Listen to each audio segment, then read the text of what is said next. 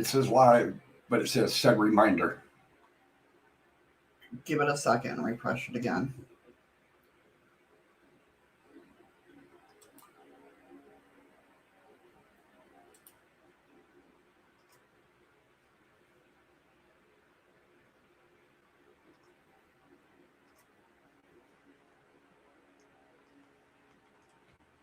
There it is. Did you get it? Yeah, I'm just trying to get it to the right side. Come on. No, I can't get it to.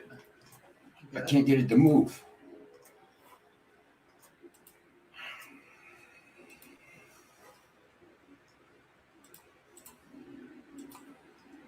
There it goes. You got it? Yeah. Okay. We should be good. Should be. That's the optimal word.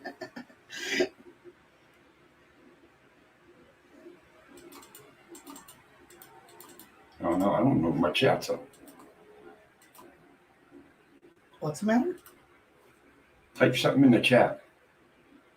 All right, give me a second. Oh, Hey, Nicole. I don't have a way to chat back. Is it not? Give us 1 second. We're having technical difficulties. Hey, Sid. Hey, Nicole. I have no way to chat back. I did that and it didn't work. Hey, Sid. How you doing?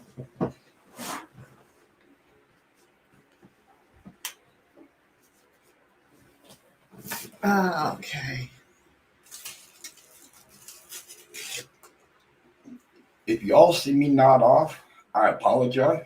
I've had 3 hours sleep in 2.5 days. Hence why we didn't go live yesterday. I was trying to be nice. Yeah. Uh-huh. Then I got yelled at for it. She kept me awake when I could have went back to bed. Because I didn't tell him that I wasn't going to go live. Don't mind me. I'm like, hey, Joanne. Hi, Joanne. Hey, Carol. Good morning. Good morning. Good morning. We're doing good. Well, I am. Yeah, I'm just extremely tired. Sorry for all the noise, guys. I was trying to. She's eating my breakfast. I am too. Okay. All right. How are you, everybody? What's going on? So we got off to a little bit of a technical difficulty, but before that, I've been heading down a rabbit hole thanks to Ron. I don't know if he's here yet. Probably not. Unless he's lurking. He could be lurking. Are you lurking around? We see the moon come up, you know. But yeah, I've been going down a rabbit hole. So, and it has to deal with today's show, which is always great. And so I've added a little extra on to the ending of today's show. And yeah, so it's been a fun morning. Thank you so much. It's funny it didn't pop up. Yeah, it didn't pop up. It didn't tell me. Yeah, so I don't know who that was from. Oh, hold on a minute. Oh, thank you, Sid, for the lemon. I didn't scroll all the way. It helps to scroll all the way down and chat. All right, so let me go ahead and get this rolling. I'm all discombobulated here. I missed the day of going live, and I don't know what the hell I'm doing anymore. That's her excuse, and she's going to stick to it. That's right. That's right. That is my excuse.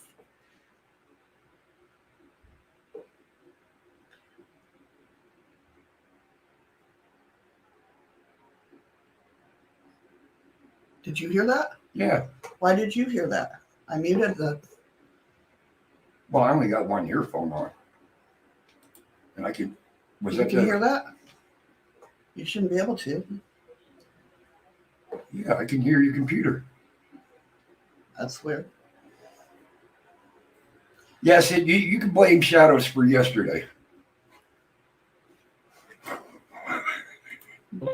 As always, we're live on YouTube, dlive, Facebook, That's all. Twitch, and I mean, Mixer wow. under the same name, Shadows of the Moon. So if you haven't yet, come on over and join the conversation.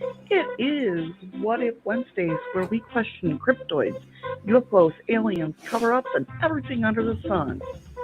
So, do we have our thinking caps on? If so, let's begin the ride down the rabbit hole.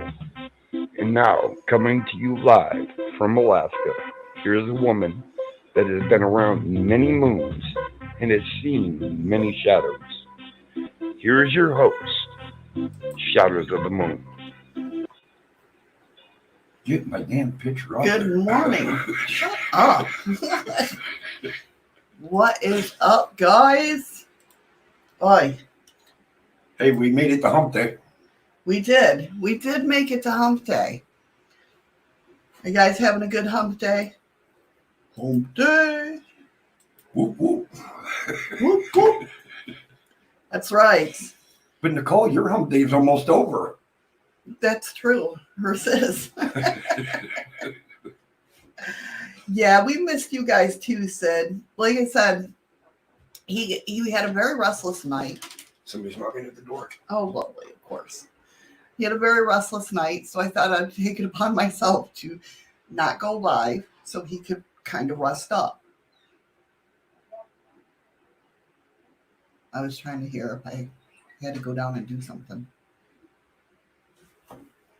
Give me 1 second, guys.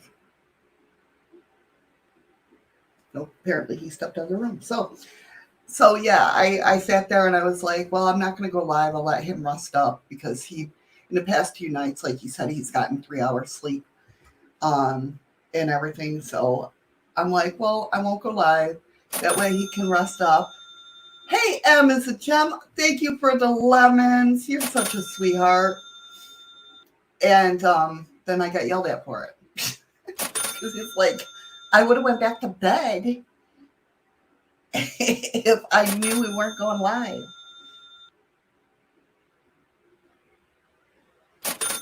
Yeah, well, the thing with it is the days that I do have off, I sit there and I research everything for next week's shows, you know? So it takes me, then I go down more rabbit holes.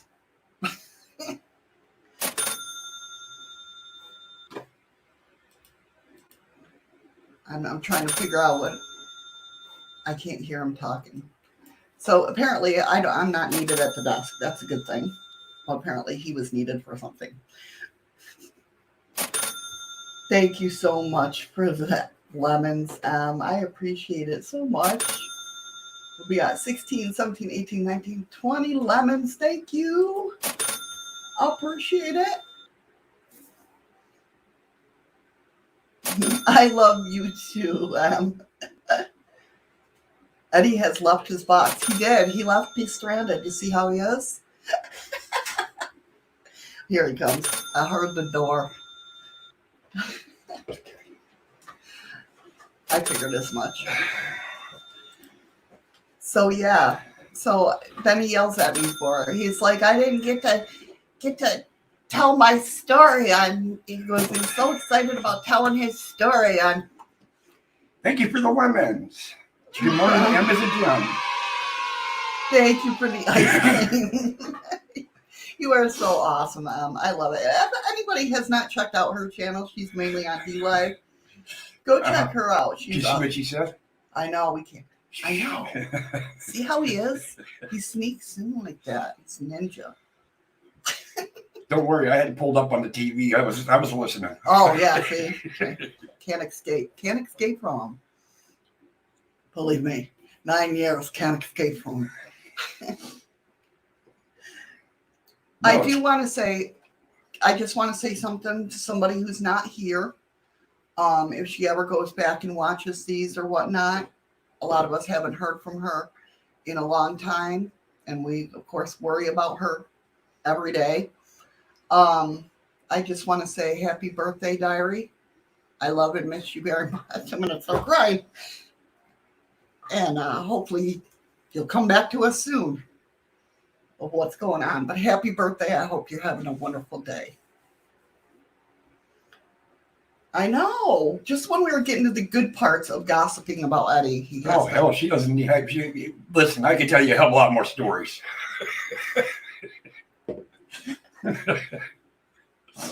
Hey, Seth. Hey, Seth, how are you? What's going on? So, Ron made me go down the rabbit hole yesterday. He brought up a story, and I happened to search it out. No, Nicole. I happened to search it out and found out that it was a documentary on Amazon. So I went and watched it. Both me and Eddie watched it yesterday. Hey, Anton. Well, thank you so much for stopping by. You know you got to slow it down when you come through, though. Yeah, don't run into anybody.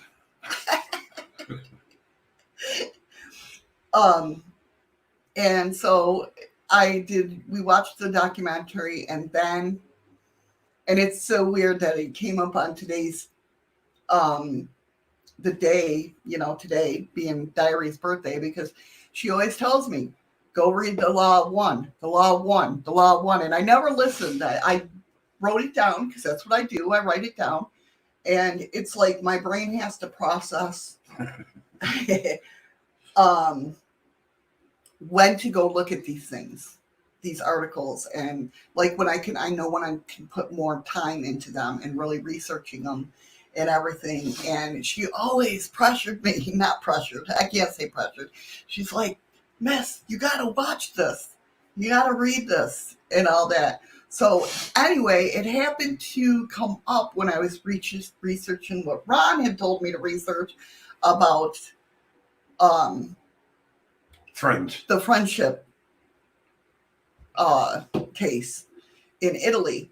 And I was doing that, and then the Law of One popped up. So like this morning, I've been here researching my ass off.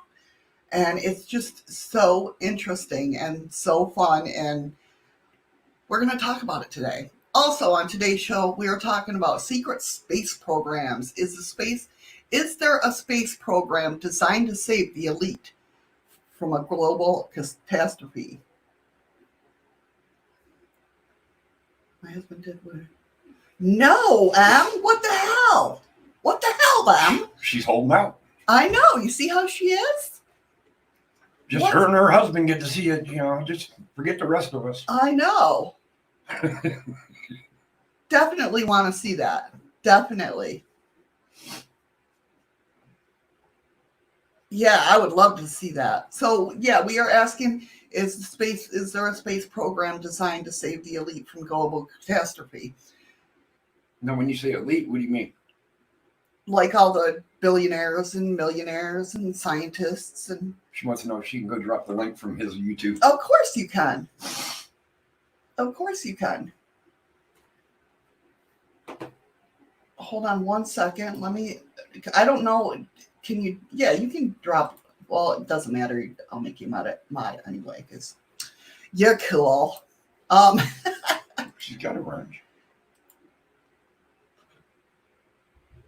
No, she's in dlive. She don't have a wrench. Restream's got a wrench. It has to. Oh, it has to. That's it. I'm going to Restream. Restream is the bot. I know. Confusing me here. You're welcome. You're cool. You're am the Jan. All right. Yeah. If I click on that now, I'll go back and get it. Actually, I got it. I'll just open it in a new tab. Oh, he's getting technical. Yeah, I'm starting to learn this crap. He's like, I got you. So then we're going to talk about, now there's been a lot of controversy about this, and it's not just him, but other people too. But was the legend Paul McCartney killed in 1966 and replaced with a lookalike? And last but not least, well, not really last but not least, because we're going to talk about the friendship case too. Journey into the Darkness. Did a secret Apollo mission into the dark side of the moon discover ancient aliens, at least life forms? And does that coincide with Stanley Kubrick's classic 1980 film, The Shining? Does it contain hidden code about the Apollo moon landing? We didn't land on the moon. It was all staged. That's controversy in itself. We'll talk about that one day, I'm sure. We have the original, but this one lightened up so you can see the lights better. Very cool. I'm definitely going to check that out. That was a good album, Dark Side of the Moon. You're definitely right. As always, if you're listening on to the podcast portion of this, Podcast portion. thank you, of this, we invite you to come on over and jump in the live conversations. Believe it or not, I had to slow down to say it, or I'd have messed it all See? up. And on the second half of the show, of course, it's your turn to call in or click the link and come up on panel or call in. Like Chef, have a good day. on what you think these people really seen or what happened in these stories, or tell us your incredible stories. And don't forget, as I roll the credits, get over to the other channel over there and I'll open up the chest. Oh, Thank you, Em. You're so sweet. I appreciate it. So, like I said, we are live on YouTube, Facebook, Twitch. I don't know if we're still live on Mixer. I don't know if they shut down yet or not. My Mixer chat is going, so I'm not sure. But, well, I mean, it's going, so maybe we're still on Mixer. We're also on Blog Talk Radio. All right. So, talking about the secret space program. Maybe if I click the right ones. You like my twinkling lights? It's funny because Eddie's like, what's your witchiness coming out today? And I'm like, it kind of is after reading about the Law of One and stuff. It's kind of woo-woo. I'm in a woo-woo kind of mood. Nicole, you should have seen how long it took me to put that stuff up. That was funny. No, it wasn't funny. There was nothing funny about it. Oh, you could hear them swearing in here because they would nod up. Well, it's because it's high optic fibers with the really, really little wires. And you think when you're unrolling it perfectly, that thing gets into one hell of a knot. This is why I don't film him like putting the desk together, like somebody brought up. You should have filmed him putting the desk together. No, you don't want that. No. I would definitely be banned off of all channels. Hey, I'm a former Marine. What can you say? And he's got the mouth to prove it. Yes, I do. And the attitude. Yeah, I was just gonna say that. That's so funny. All right, so our first story, of course, like I said, I just put them in glass, fed up with tangling. Yeah, I've seen those too, the little jars with the fairy lights on them. Those are beautiful as well. Actually, I want to buy. And he's like, "What? You want to buy what?" And she won't even ask me. She'll order it and then say, "Oh, I borrowed this kind of money. I hope that's okay." Well, you already bought it, so. But I want to get because I'm doing dream catchers, but I'm doing the ones you ever see where they have the how do you explain them? Like the dream catchers that hang down, not the. Yeah, I don't know how to explain it. They have the tiers. A deck of tingling cards. But I want to buy individual fairy lights and put them in with the feathers and everything. Hence why I'm always broke. This is true. This is true. This is why we're always broke. It's my fault. But Not the sun catchers. No, they're dream catchers with feathers and everything, but they're in tiers. There's like 3 tiers. Kind of looks like a waterfall effect. What? Yeah, kind of. Let me see if I can pull one up. But I can't complain because she did surprise me. She bought my desk, my computer, and I had no clue until the day before everything was getting here. Oh. Of course, I'm not going to be able to find one, right? It kind of looks like this, but not real. Well, yeah, it does. I forgot how to screen share. Okay, there we go. This over here on the right. That's kind of what I want to do, not with the stars, though. But those kind of dream catchers. I'm going to make normal ones, too, but I'm just...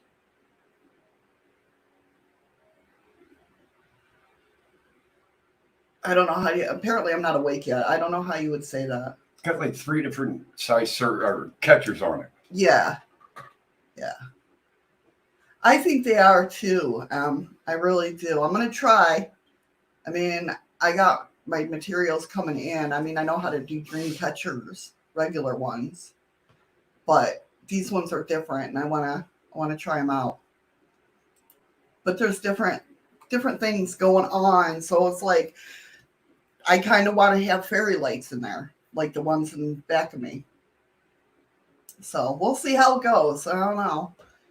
I mean, I'm creative, but sometimes not. I think I'm creative, and then I try it, and it's like, no, you're not creative. All right, before you get into this, though, Yeah. I want to ask them. Now, Shadows and I, we've been talking about charging up all of our gear and doing a session here in our rooms at night. Would anybody be interested in seeing something like that? And we're talking about like all the equipment. Like I'm going to try and figure out. Portal box. Jesus. The what? What did you say? The portal box. The mini portal. Yep. Yes. Because we love that. Oh, I do. I know you do. Of course, the not the full spectrum. no, well, the full spectrum too. Of course. The kinetic. Yeah, the Connect. Jesus, SLS camera. Oy vey. I'm having a hard time today. Holy shit. We got the K2 meter. Yeah. I mean, we got enough equipment that would be okay for in the 2 rooms that we have. Yeah. The only thing that I wish we had that we haven't bought yet is REM pods. Them are expensive, though. I want to put one between where our bathroom. I'm sure you guys have heard me talk about this before. We get a lot of knocks on the door that nobody's there.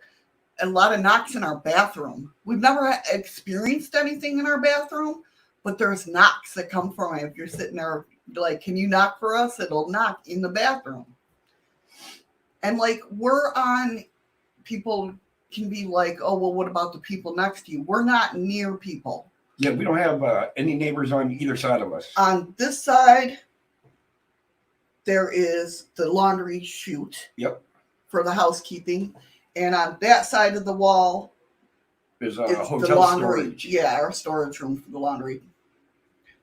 For housekeeping. So we're not near people. It's nobody that can contaminate it unless we're walking down the hallways. And we very rarely, unless we're like booked up, like if this was normal season, our hotel would be packed. But it's not a normal season, so like there's nobody. We try to keep everybody on the main floor. Oh, that's great, Joe. Let me know when you'll be doing that, and I'll host you out and some pizza. That would be awesome. Thank you, Em. I appreciate it. I almost called you Jem because you did. Well, it says M as a Jem. I know. Jem was the first word I seen. I absolutely love Emmy. I love all you guys. And I do want to say, Patrick, if you're listening, if you're lurking, I did see your message yesterday. And yes, you, Ron, Freaky Geek, and Diary were the 4 people, because he had left a comment and saying, I've been here since you had 10 subscribers. And that is true. Now, if I can convince Shadows into doing this. Wonderful people watching. Because I haven't done a video or a live feed or anything yet. So if I can convince her into it, maybe the night that we do the investigation here, I'll run that live off my feed. We could probably do it off of both. honestly. Oh, see, she gotta have the spotlight. No. I'm trying to think. I don't know. I'd have to think about it, how I would have to do that. All right. I think we should get this program going, seeing as how we're already 25 I minutes know, you into talk a lot.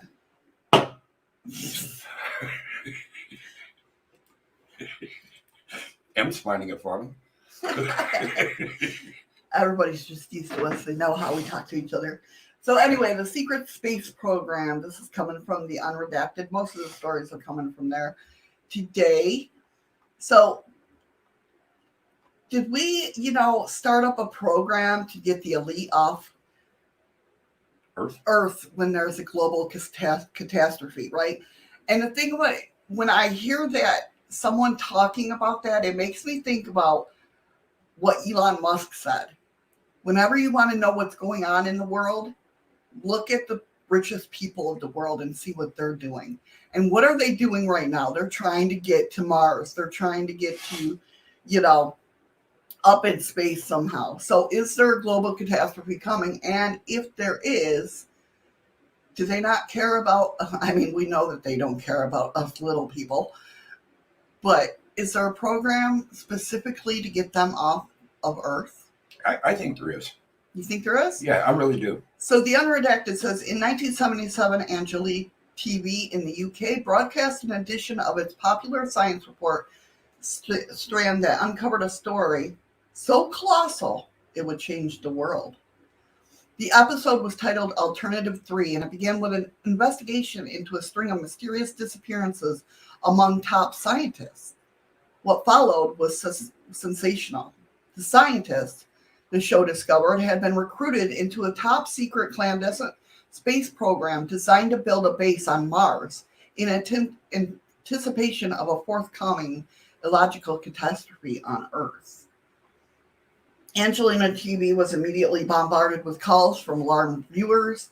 The alarm was unwarranted that they were told because, like Orson Welles' War of the World in 1938, Alternative 3 was in fact a hoax. But was it? Produced in a documentary style and originally intended to be broadcast on April 1st, the program was a skillful fiction written by award-winning screenwriter David Ambrosia. Although relatively obscure, Alternative 3 had an enduring impact since it was first broadcast in 1977. Many now believe the fictional events portrayed the show's subversity reflect reality. It's inspired hundreds of conspiracy theories, because we've all heard that. Well, at least I have. We've all heard that,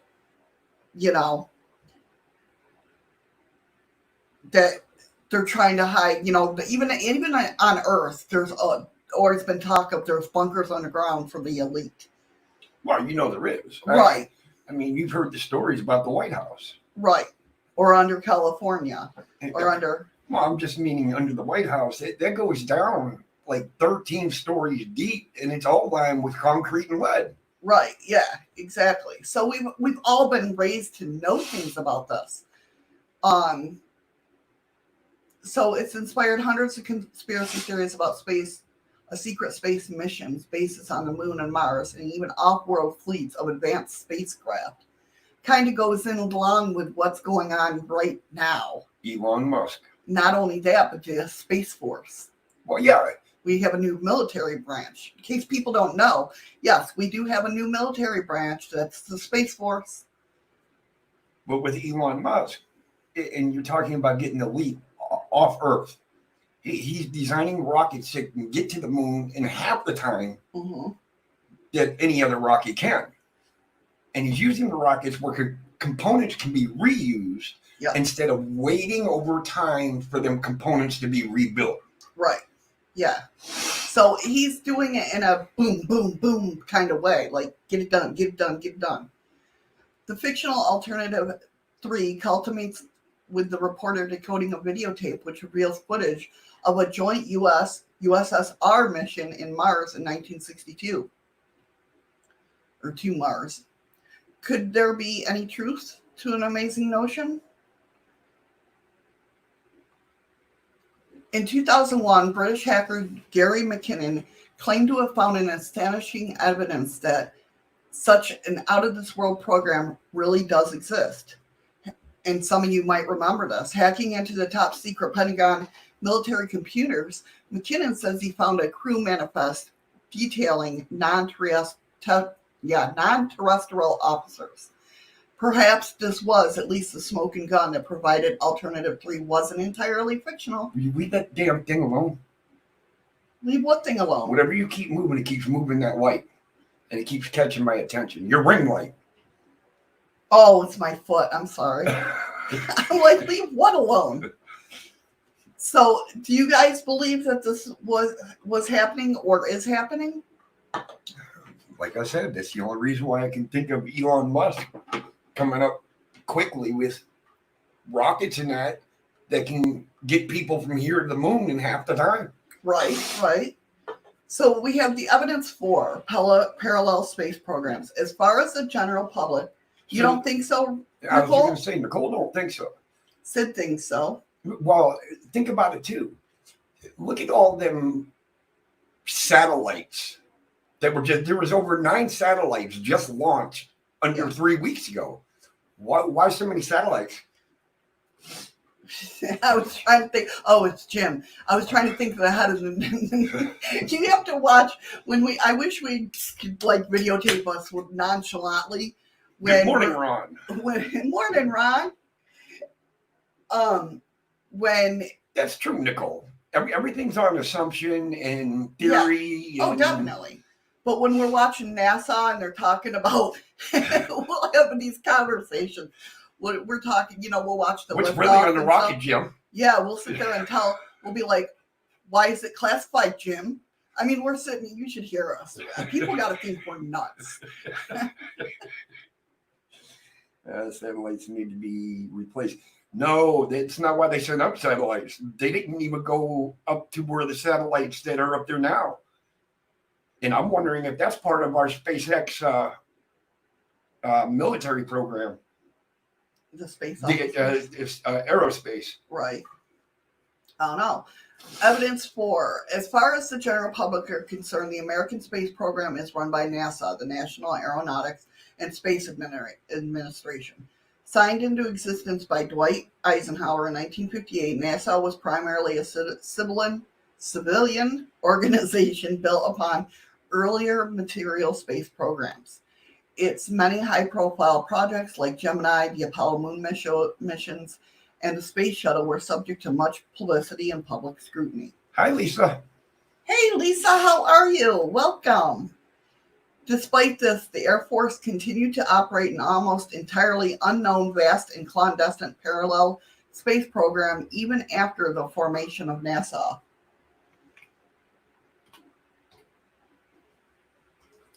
That's a wild. This is the new Air Force. They want to build this. See, I can't do the at somebody if they're coming through Restream bot. I literally got to type their name. Yeah. So you could have told me this shit. Oh, I'm sorry. That's a pretty wicked looking plane. That's the USAF. Are those in existence yet? I haven't done my research on this. Dinosaur space plane. This program rivaled, if not exceeded, the ambition of Apollo and the Space Shuttle.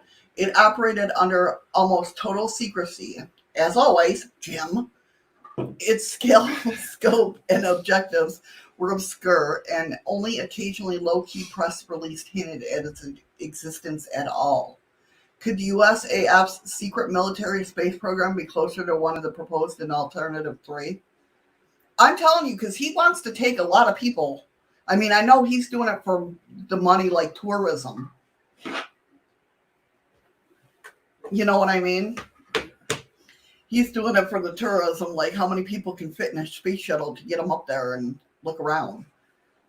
But, I mean, I don't know. The USAF has long since run black projects that were so secret to the public and sometimes even Congress were completely unaware of their existence. And we've known that, right? We know that there's like the Majestic 12. We know there's there's committees within the U.S. government that not even the president don't know about, Congress don't know about, they're there. And various aircraft, such as the F-11 7A Nighthawk, was financed, developed, built, and operated under total secrecy. The Nighthawk's existence didn't reveal publicly until 1988, some 11 years after its first flight. And this is why I think some of the UFOs that we do see are our government, are our military. Well, that's what they have to test them somewhere. That's what they finally started figuring out when that spike of UFO sightings happened between 88, 95. Yeah. It was the stealth bombers. Yeah, my favorite plane. I love them. Money, yes, totally agree. Could they have similar top secret space projects that remain entirely unknown to the public? Of course. I look at those plans that they acknowledge reveals a curious pattern. In the late 1950s, the USAF spent billions of dollars on Dinosaur, an advanced reusable space plane. That's interesting. They then quietly announced its cancellation in 1963. That's kind of what I wonder if that's where Elon got his idea from. God only knows where he gets his ideas from. Well, I know. Well, he's alien. But I mean, look at that thing. That he could get a fortune cookie and build something. Right. But that kind of looks like the stealth. Right, but with like the NASA's part of it. Yeah, the aerodynamics with heat shields and stuff like that, to where they can go supersonic. Yeah, in the mid-60s, they canceled plans for a space station called the MOL, Manned Orbital Laboratory. Project Horizon was an ambitious plan for a manned moon base that predates NASA's first moon landing in 1969. It too was discreetly canceled before it could come to fruition. Lisa says, did you see the show on Coast to Coast on Majestic 12? It was years ago. They were talking about aliens feeding on humans. Yes, I believe I did. I used to listen to Coast. I still do every once in a while. I catch it on the YouTube side of it. But yeah, we used to listen to that all the time. Coast to Coast is always, I mean, from holy crap, even before my kids were born. My oldest daughter is 26. So, I mean, I've been listening. When the hell did Coast to Coast come out? Since, I'm telling you. Because I was so excited that somebody was talking about things that I thought were awesome and amazing and cool. Okay. So in 1989, the New York Times reported that the Air Force had shut down yet another planned manned space program with a staff of 32 astronauts and a space shuttle launching facility in Colorado. Yeah, Art Bell was good. Art Bell was the best, man. Until the announcement, which appeared in just one newspaper, the existence of this massive non-NASA space project was completely unknown. It doesn't seem credible that the USAF would spend so many hundreds of billions of dollars on multiple manned space programs and then quietly mothball them with no results. Hey, he's fishing. Oh. That's magnet fishing. Magnet fishing. So, MLL was the USAF's ambitious plan for a space station. That's how they catch the UFOs. Oh, is that magnet fishing? Hopefully it's going slow when it goes by. Could it be that they never were canceled at all but continued in secret? And were there other even more secret black projects we still know nothing about? Of course. Nicole. I mean, they may not keep going, but... Right? With a guy standing inside of it?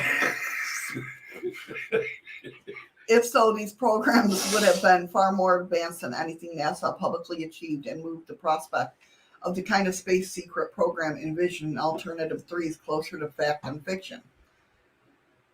Well, they tell you, too, to watch TV programs and watch movies, especially big budget movies. And watch how big of a difference there is between them.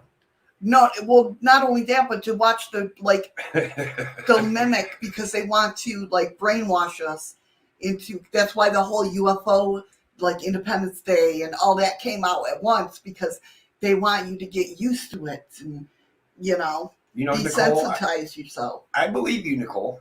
I believe it was Andy that told you to say that. Where is Andy? A curious diary entry by President Ronald Reagan in 1985 suggests that a possibility may be not so far-fetched. In the diaries published long after his presidency, Reagan recounts a meeting in the White House with several top space scientists. On page 334, he states, "It is fascinating. Space truly is the last frontier, and some of the developments here in let's try that again. Space truly is the last frontier, and some of the developments there are in astronomy are like science fiction, except they are real. I learned that our shuttle capacity is such that we could orbit 300 people." Presuming Reagan wasn't simply confused or mistaken, the claim is impossible without the prospect of a secret space agency or space program. And that's true. I mean, back then, we could orbit 300 people. Who knew about that? I never even heard of that. Right, but he said it. Even if he miscalculated and added 0 and it was 30 people, still, that's a lot of people. Considering our space shuttles, well, now they can carry a lot, but... Hey, Andy. Hey, Andy. I hear my name mentioned just now. Back then, The it FBI was has an only official in Hollywood to help write and provide financing to make the big budget movies. That's right. That's exactly it. Not only that, there's been cases of like not the Majestic 12, but Steven Spielberg and who's another big name producer there, director, sitting in on actual meetings back in the day with what was going on You got to with stop the Blue Book Project and stuff like that. So it makes you think. You got to think that the government's got to be involved in some of these high profile movies like that. Yeah, that's where they get their ideas from. No, Kinda not just like- ideas. I mean, like Ron was saying, financially backing them, because I don't think there's a director or a movie company out there that can run a high profile movie like that and have the funds to film it, Right. pay the actors, and all that. There's no way. Okay, so. And that's the thing. I mean, look at that's why everybody's waiting for the new Top Gun movie. I don't think it's come out yet, but the new Top Gun movie, because it's funny how at the end it looks like Tom Cruise is putting on a space helmet and an astronaut helmet. It doesn't look like a regular fighter pilot's helmet. Right. So everybody thinks that it's being processed as going to be a UFO movie. Podesta. Yeah, you're exactly right. I agree with that, Ron. They He all knows know more more than than he's what saying. they're saying. Yeah. Oh, yeah. The science fiction reference seemed apt. However, in 2001, a computer hacker from the UK found evidence with this obscure entry in Reagan's diary in a sensational new light, because he found that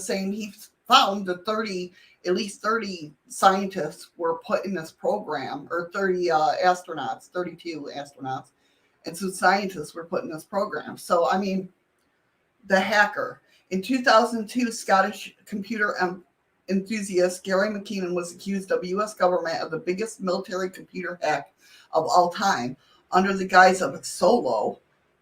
Gotta love that reference. McKinnon hacked into dozens of Pentagon, USAF, and NASA computers between 2001 and 2002. U.S. prosecutors sought his extradition. Thank you. And charged him with 7 counts of computer-related crimes, which he could have seen. McKinnon received a 70-year prison sentence. Is this where that movie War Games came in? No, but I know what you mean. Yeah, I mean that really happened too, but that was based on a true story. His roll call of alleged crimes was impressive, disabling critical systems at a Navy airbase not long after 9/11, bringing an entire network of 2,000 U.S. Army computers and copying, changing, and deleting classified data.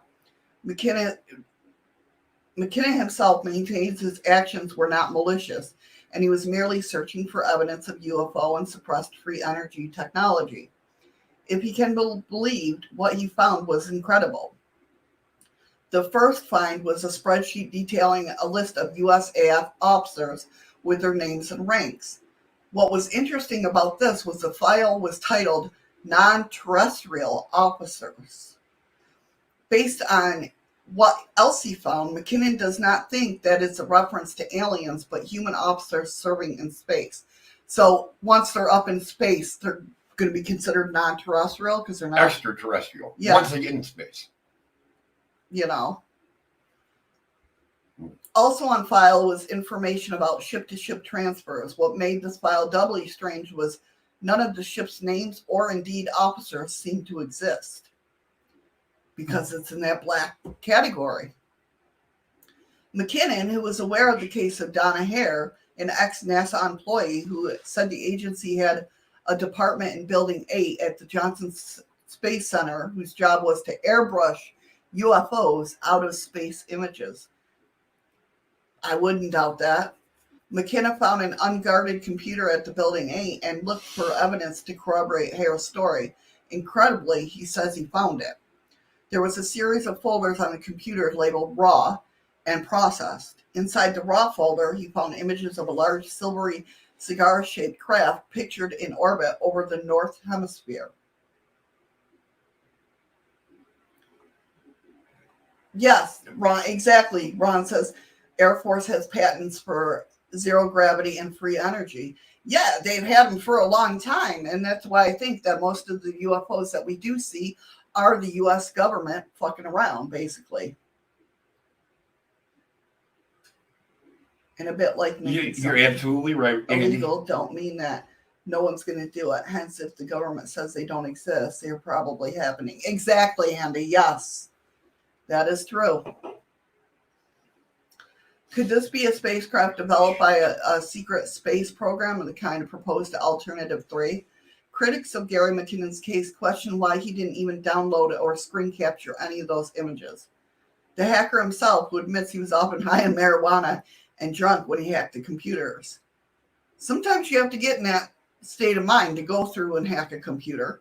Well, you know how I get. Sometimes I have to get just that right buzz to sit back, be comfortable, and do. And you sit there, and we had the most amazing conversations when you do.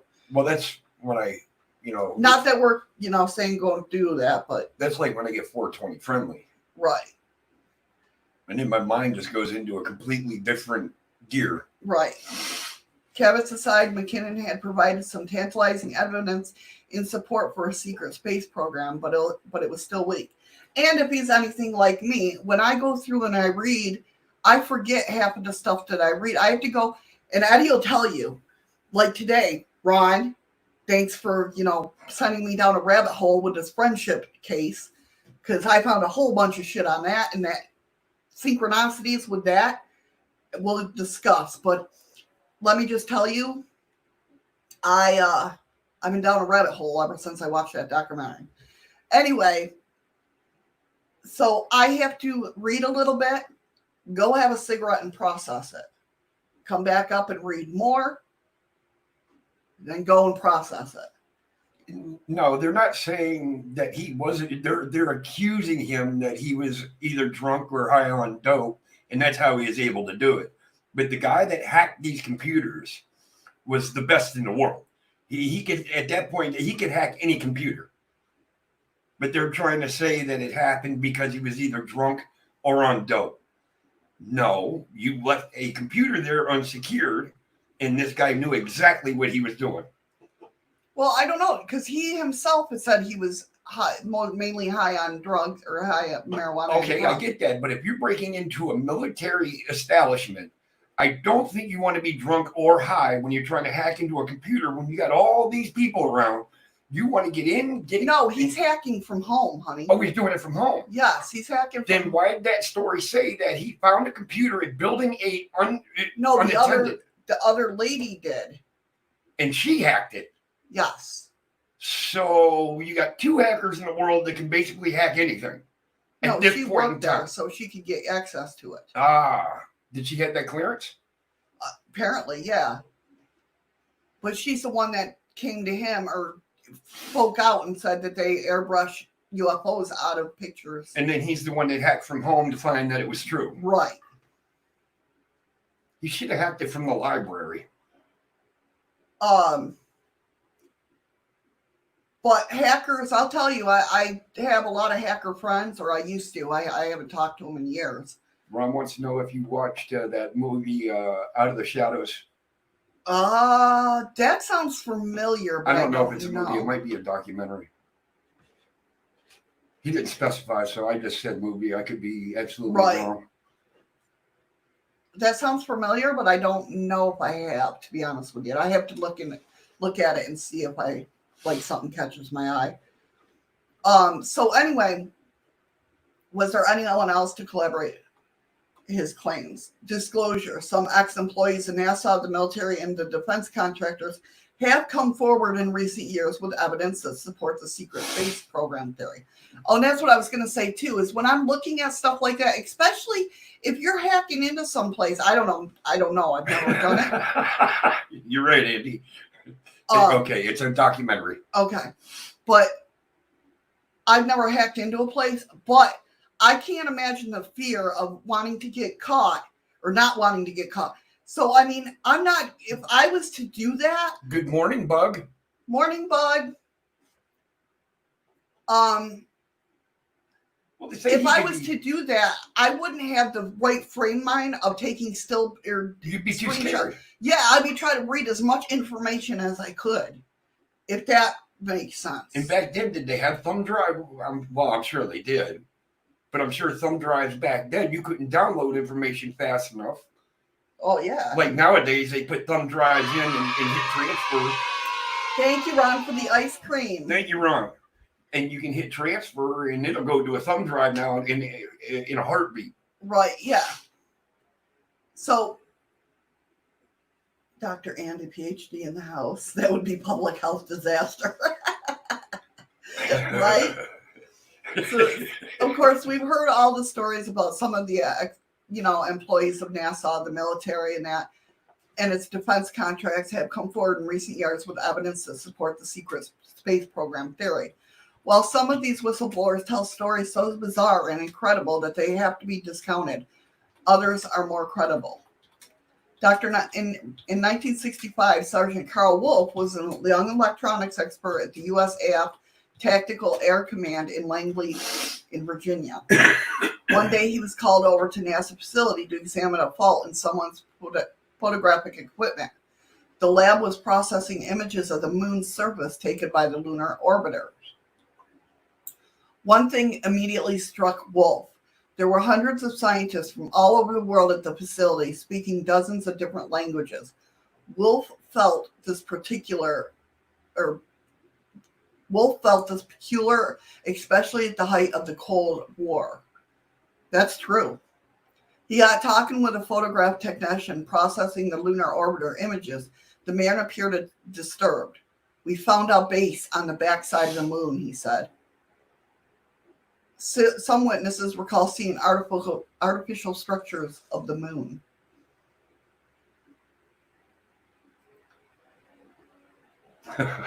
me and Andy are going back and forth about him being Dr. Andy. Wolf was stunned. The technician then showed him contact prints that showed the base.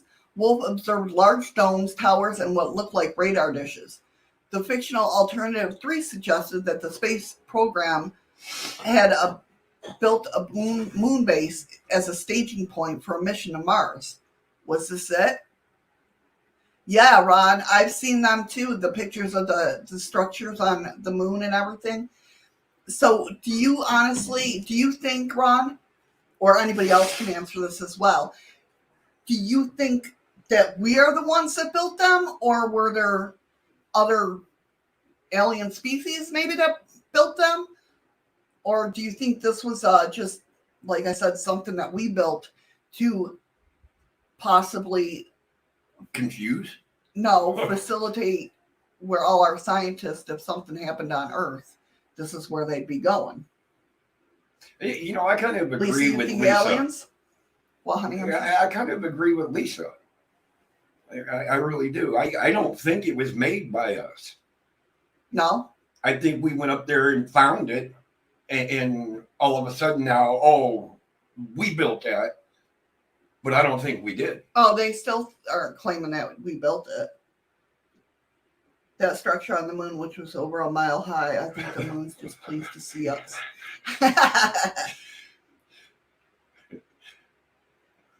But yeah, I mean, I have a hard time. I mean, did we build that moon base for the basis of the story is basically about these elite being able to go up there and. Oh, I get that. I mean, I know what it's for, but like Lisa said, I think it was aliens. I think when it was built, I bet you it's not your normal grade steel that you find here on Earth. Right. And I bet you that it was built by extraterrestrials. We found it empty, took it over, said we built it. So now the elite might have somewhere to go. Got ya. Okay. All right. I get that. I totally get that. Yeah. That makes sense. We like to take over things anyway. Donna Hare, the one that broke into the NASA computer, tells a similar story. As a NASA contractor in the 1970s, she encountered an employee whose job it was to airbrush UFOs out of the NASA photos. Intrigued, Hare sniffed around for more information. She heard chatter that the Apollo astronauts had observed artificial structures and even spacecraft on the moon. There you go. That's, Fucking Andy. Dude, Pink Floyd, he's got a patent on the place. Copyright infringement. Yeah, right. John Schlesser spent 36 years as an aerospace engineer at Boeing and worked on numerous NASA projects. He too recalled seeing Apollo images containing UFOs. However, when accessing NASA's official photo archive of the mission, he was unable to find the photos. The numerically indexed images had been removed from the collection. Perhaps the most unlikely whistleblower for a secret space program in the military of France, in 2007, Colonel Vez Blin of the French Department of Defense announced some very intriguing data gathered by their Grave Space Radar system. Some 20 to 30 satellites were detected that appeared not to exist. The U.S. Defense Department maintains a list of all satellites in orbit, including the classified military satellites of other countries, and none of these were listed. Well, it can't be classified information if they're listed. The U.S. has secretly launched dozens of satellites. These mysterious satellites were then almost certainly launched by the U.S. themselves. While not evidence for Alternative 3, it did prove that the existence of clandestine space programs of a kind. And that's true. I mean, I don't want to say that's known fact, but it's kind of leaning towards being known fact that our government has secret shit up in space. Whatever the purpose of these satellites, they would require a large infrastructure back on Earth. Facilities, funding, technology, staff, rockets, and launch pads, all operating in secret. It is too much of a stretch to suppose that the infrastructure had achieved far more than launching satellites. Could it have been responsible for the UFOs and structures observed in some of the witnesses? You need a special and disciplined pass to go there.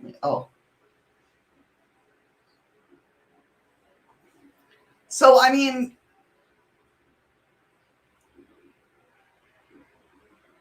Laura Eisenhower. Okay, let's go up here and see. Projects such as Horizon and Lunix insane military bases on the moon that predated Apollo. Officially, they were shut down, but they did in fact continue to operate in the deep black projects. But in Alternative 3, a moon base was simply a staging point for a mission to Mars. And where does Elon Musk want to go? Mars. It's in terms of, I think we've already come this far, and Elon's just pushing it further. Like, we've had all this. I really believe that we've had all this. What they're saying is true, but Elon Musk is pushing it further. He's making it happen, basically. He's pushing them. Right. I think all this stuff was already established in the 50s, 60s, 70s.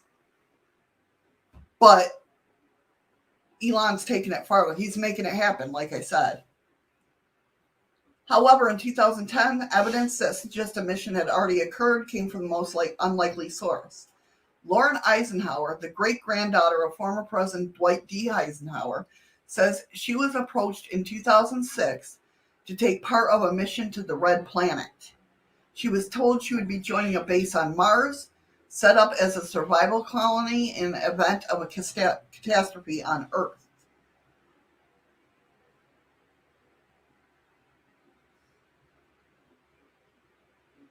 Hey Terry, how you doing? Hi, Terry.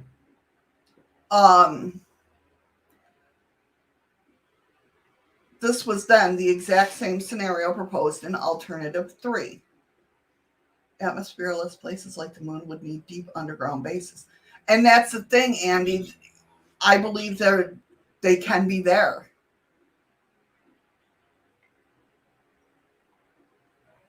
If that makes sense. I believe that they can be there with the same way of how they do underground bases here on Earth.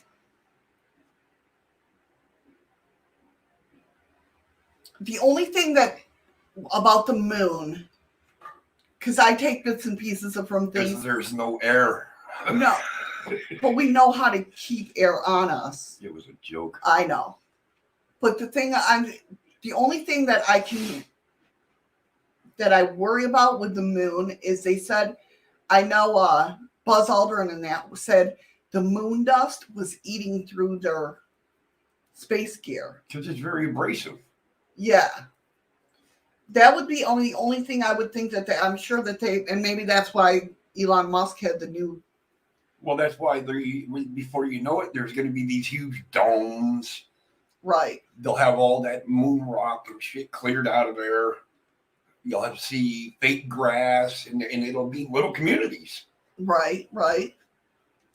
It'll be like looking at Atlantis, the cartoon version of Atlantis on the moon. Yeah. Basically.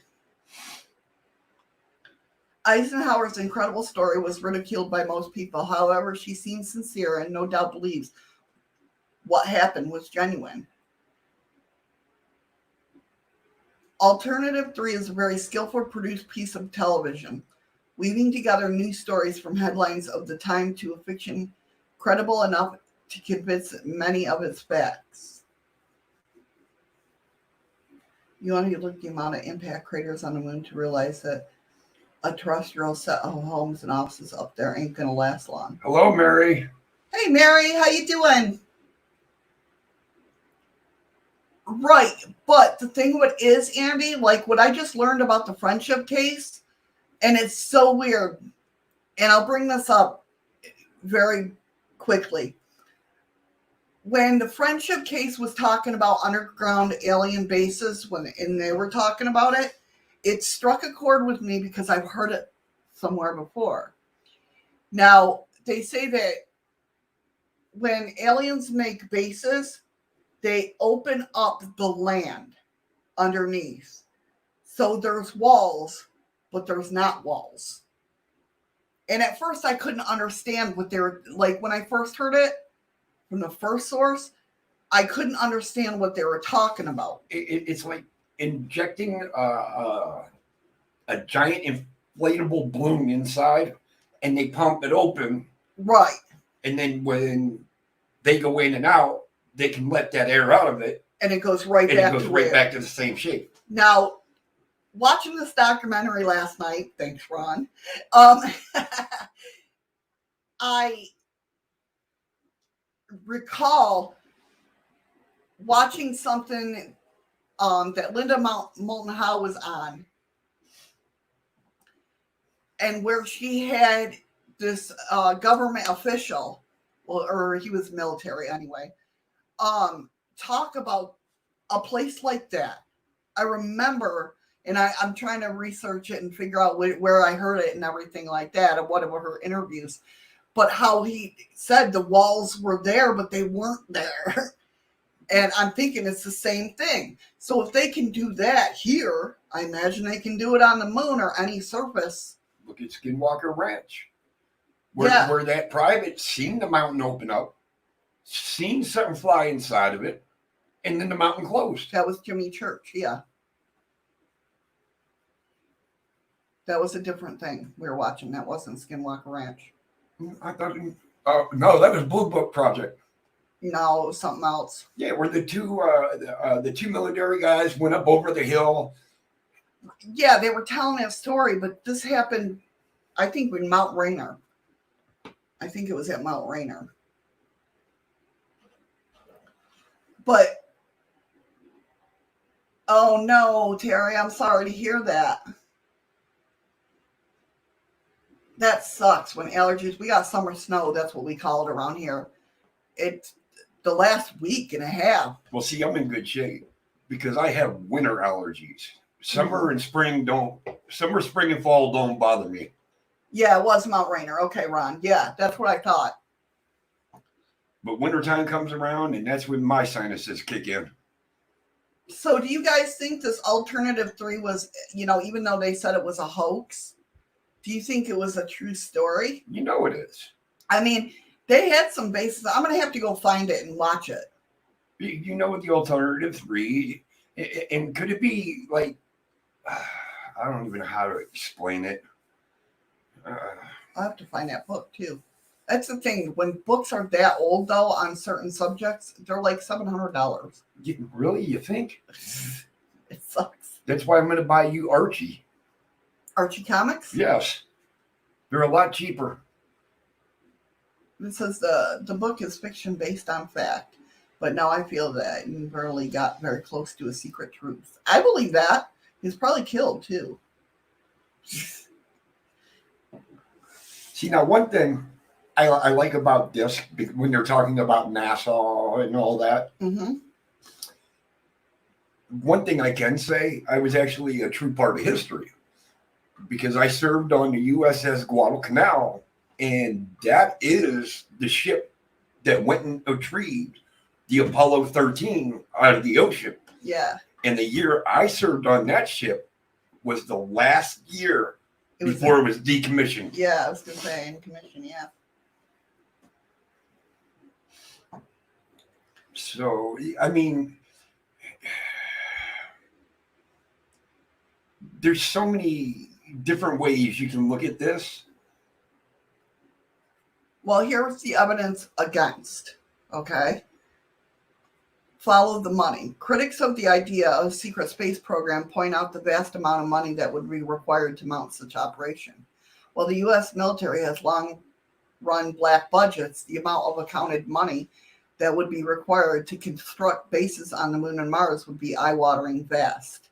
Such a program would completely dwarf the Apollo moon missions, which cost is currently priced as $110 billion. Could such huge sums be generated off the books? Yes. Yes, I totally believe it could be. I don't know. There would be a lot of manipulation. It'd have to be a lot of inside work. Oh, you're welcome, Mary. I was in way back from 89 to 93. But what I'm saying is, you don't think there's a black budget Well, I mean, they're know saying it is. a black budget to be at 50 billion in 2010. That's like an extreme amount of money to be not ever found. Is it a lot of money, Ron? He found the book. Just one huge source of money for such ops is the Heron Fields of Afghanistan. Afghanistan, most are owned by sections of the U.S. government. I believe it. Why would such a thing cost so much of using free energy? I don't think they're using the free energy. They see, that's the thing, is what I read about when it comes to free energy, and anything that has to do with free energy, the government don't want. I mean, it'd be stupid not to use it because duh. But who says they're not using it? First of all, but I mean, they don't want it to be known. I think they're too scared to let it be known that there's free energy.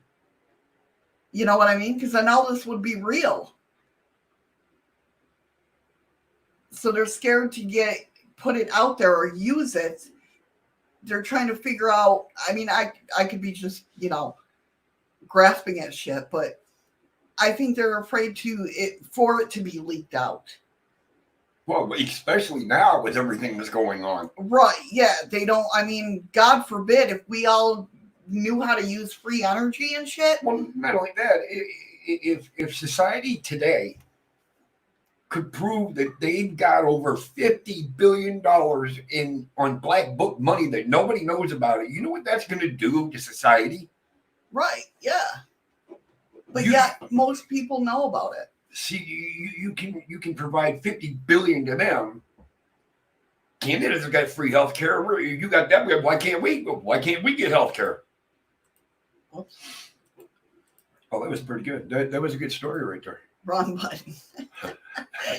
Wrong button. So to put that in context, NASA's budget in the same year was $17 billion.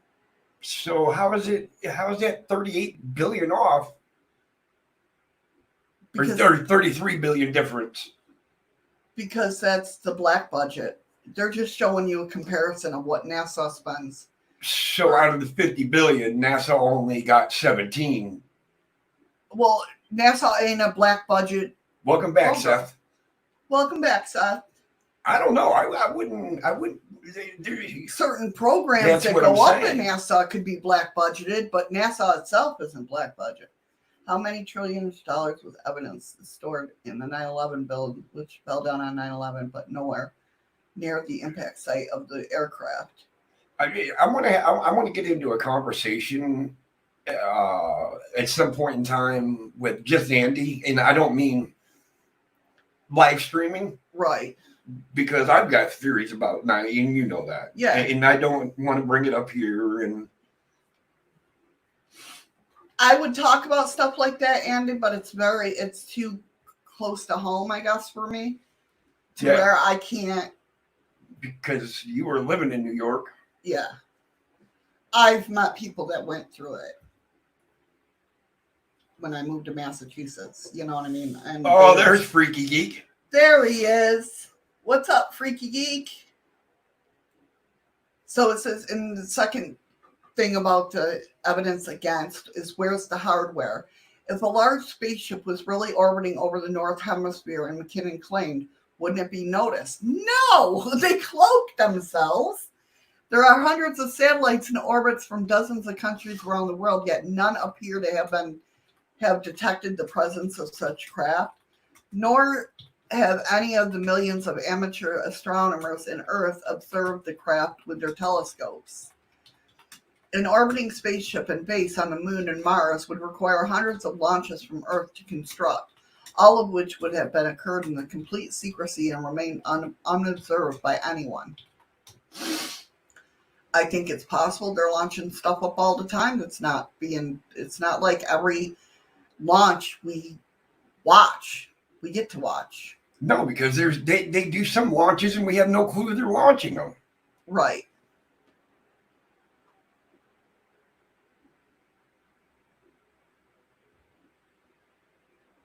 Yeah, I hope this guy is still up there.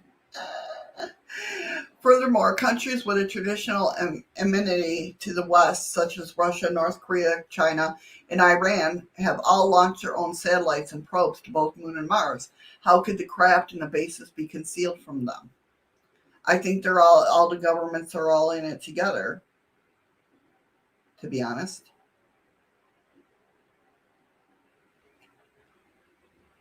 But that's just my take. I think they know certain things together. I don't think they're all together like one world nation all together. But I think on certain things that they are, if that makes sense. And why, yeah, could it be a Cold War which brought the world to the brink of nuclear Armageddon on much more than one occasion? What was a sham, and the USSR and US are secretly working together all along? I think that's a possibility.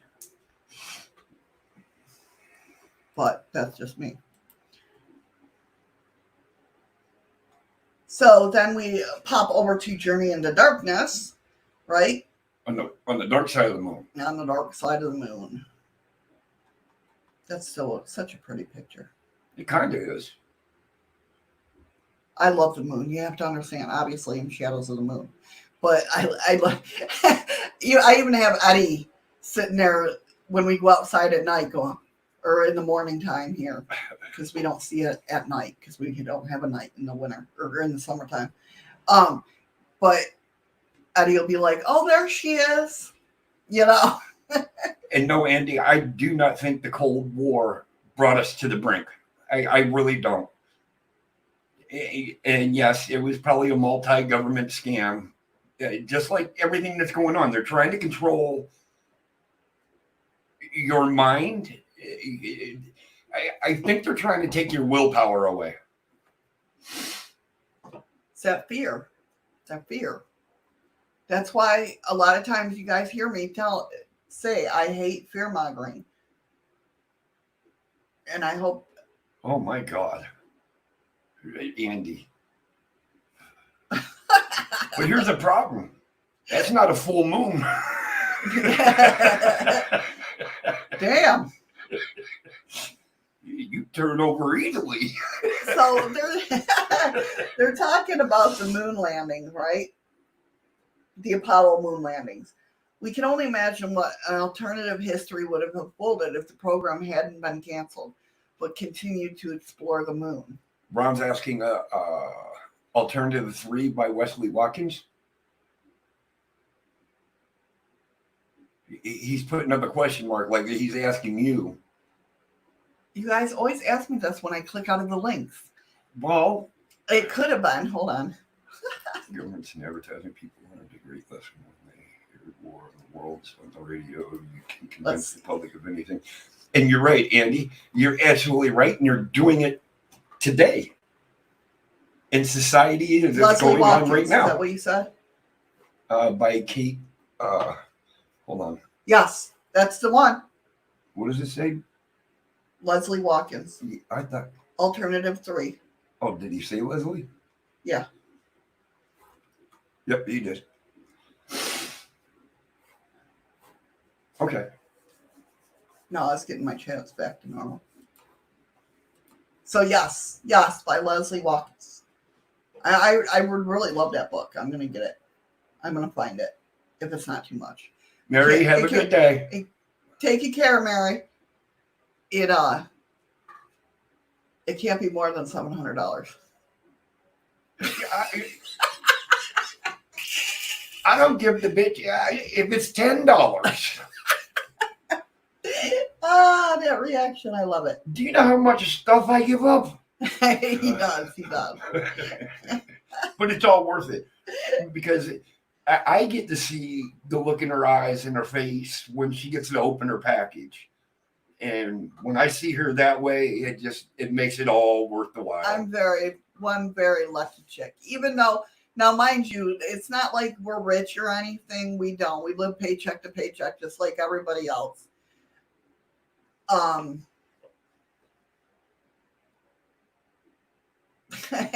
oh wow, Andy, that's TMI. you know, And I do splurge. And he, and he doesn't yell at me for it.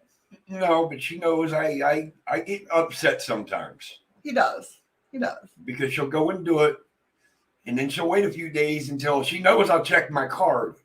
And I see the balance went down, and I'll look at her and say, "What'd you buy?" But I will do what it takes to keep her going, doing what she's doing. He knows I get very involved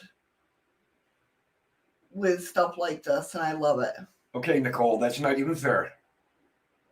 I thought this was an English-speaking room only. That's right. Do you see they don't see my disclaimer on dlive. Do I have to put my disclaimer over here? Wait a minute, she ain't on dlive. No, she's not. That's why I said, do I have to put my disclaimer over there? Huh, she's over here. She's not in dlive. I know, but my disclaimer is in dlive. That's why I said, do I have to put my disclaimer over here on YouTube? Oh, I thought you said over there. No. I swear to God, that's what you Oy said. vey. No, that's what you said. Welcome to my world of 9 years. What? What? Go pound salt. Not nice. I just ordered the shadows so you won't get in trouble. Ron, no, you didn't. What? So you gonna read it to me? You gonna call me, Ron, and read it to me? This is gonna be my bedtime story. I'm sorry, y'all. I'm kind of goofy. I've had 3 hours sleep in 2.5 days, so. Our show's a little whack today, but we're getting some. I mean, I really liked discussing this stuff with you because of the fact of the sense that I just don't think we can colonize Mars. Ron's mooning. You don't think we can? No. What about like underground bases, like what the aliens do now? They got different systems than we have. If you think about it, Mars used to be just like Earth. Right. And now it's completely dried up. Right. That's what they're saying is going to happen to Earth. You still not use all the Kleenex. You stockpile it? Yeah. No, I use the other side every now and then. So one such tale revolves around a subject already heady with conspiracy and legend: the Apollo moon landings. Did you see Ron? He said he gets headaches. Yeah, I do too. When I'm staring at the computer monitor, like it's hard because I do this, and then when I'm working at the front desk, I'm always staring at a computer. So I need to get those. I want to try those shades that hide the blue light, because that's what supposedly gives us headaches, is the blue light coming off. But my problem is, like, I can shut my night light off on my monitors, but then it looks dark to me and I can't read it. Are we even going to get through this story? I don't know. So official history tells us that the last time man ever went to the moon was December 1972, when Apollo 17 astronauts Eugene Cernan and Harrison Schmitt spent a record-breaking 3 days on the lunar surface. But before Apollo missions were originally planned, Apollo 18, 19, and 20 having already been construction, or in the latter planning stages when they were canceled in 1972. A combination of declining public interest and budget cuts making the one prestigious moon program fall out in favor of Washington. So Apollo 17 was the last official moon. Science fiction can speculate on what would have happened if these programs had gone ahead. Perhaps we would have habitable colonies on the moon today, or a staging post for a trip to Mars. And maybe we would have explored the dark side of the moon, long rumored to contain remnants of ancient alien civilizations. In 2007, a mysterious figure took to video sharing website YouTube with the evidence that his incredible scenario was not speculative fiction, but a clandestine fact, one hidden from the world to protect the truth about what they had found on Earth's closest neighbor. A user calling himself Retired AFB posted a number of videos portraying to the footage of secret Apollo 20 mission, jointly manned by U.S. and Soviet astronauts that took place in 1876. Andy, I don't know if the moon's bone dry. I don't think so. They've had pictures that show lakes with actual water. But them could have been photoshopped too. Who knows? That's true, though. Why would they put mud flaps on there? It's little things like that. Oh, that's so when they run over an alien, it doesn't splash the other vehicle behind them. Yeah, duh. It actually bull freaky. Yeah, that could be Nicole, Alien P. I mean, I joke about this stuff, but I really freaking want to know. I mean, I do. And this new friendship case, Ron. Yeah, that was pretty screwed up, Ron. Has set me down such a, like I said, let's get through this and then I can Yeah, talk about that. Ron. Yeah, Ron. I was so tired, like I just wanted to go to sleep. And Shadows put this on, and I sat there like. And then this morning, looking everything up, it was like, I almost didn't go live today. No, I would have gone live today. Don't listen to her. Because I was so intrigued, and I'm still intrigued that I still have the tabs up that I want to read. Yeah, y'all see her shared screen? I see 1, 2, 3, 4, 5, 6 tabs. I don't need that tab. Oh, 5 tabs.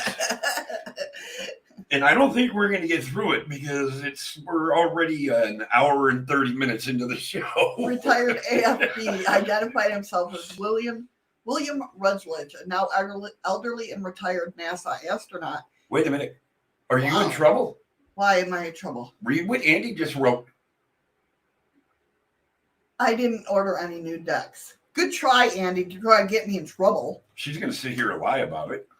Because Whatever. I'm sitting right here. No, the only thing that's coming in supposedly is my magnet to do the freaking experiment. I thought you said they couldn't send magnets. No, I found, you know me, I find somebody that's going to send me a magnet. You know me. You know me.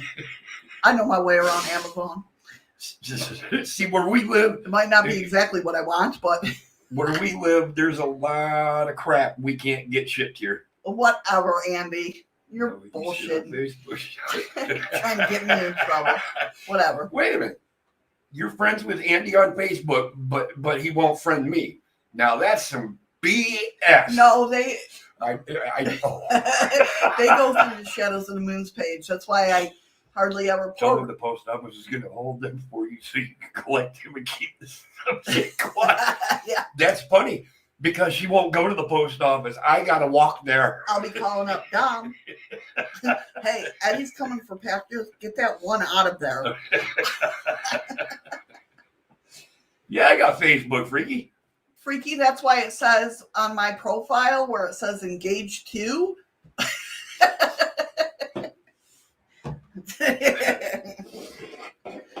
Freaky geek. Just look up Eddie Hartlam. Listen, they're not going to know how to spell your name.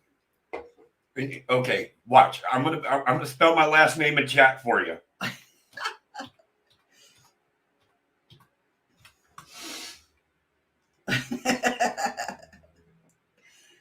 And it's Eddie Hartlam. You'll see a guy leaning up against the door. Yeah, like he's all cool and that. Look at Nicole got it right. But she just copied what I already put.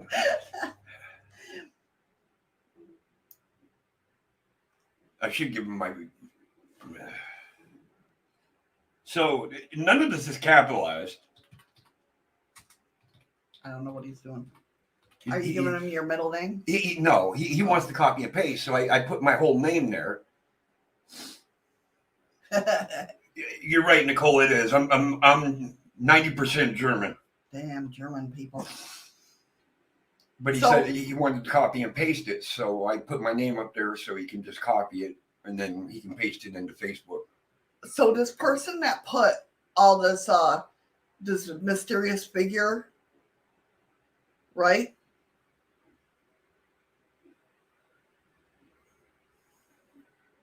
What? So stop your little girl's noise. What the hell, little? Hey, just Jim. Hey, Jim. I have no idea what little girl noises. Because you're whining because Andy didn't accept your friendship. He can screw off. Oh. So this guy that put all this stuff on YouTube is a retired NASA astronaut. And see, that's, okay, some odd person by the name of Lori Baker is friendly, sir. Is that Freaky Geek? Yes. Wow. I'm glad you told me because I'd have been like, next. But if he's doing this, doesn't he have a chance of losing his pension and well, shit? now he's old. This is probably going to be the fastest I've been on furniture to it.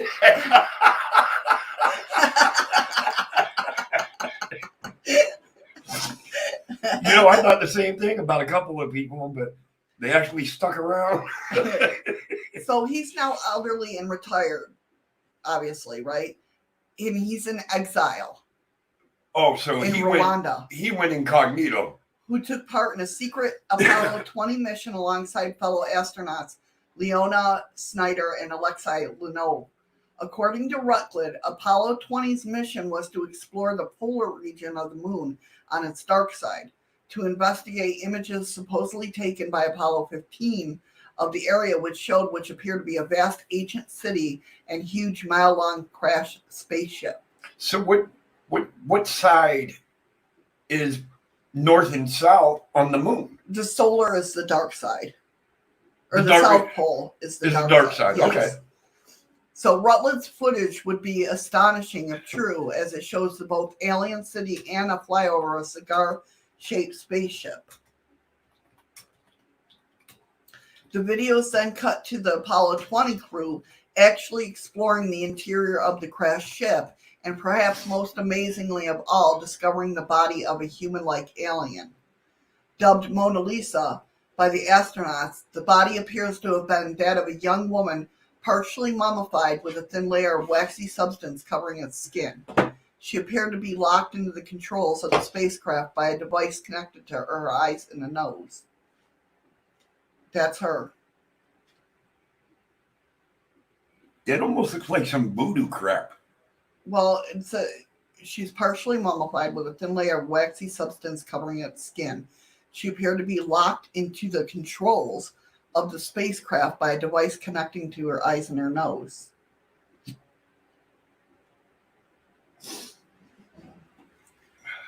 That's the mouth, nose, and eyes, but somehow it connects to the spaceship. That's what I'm saying. What are them things connecting that crap?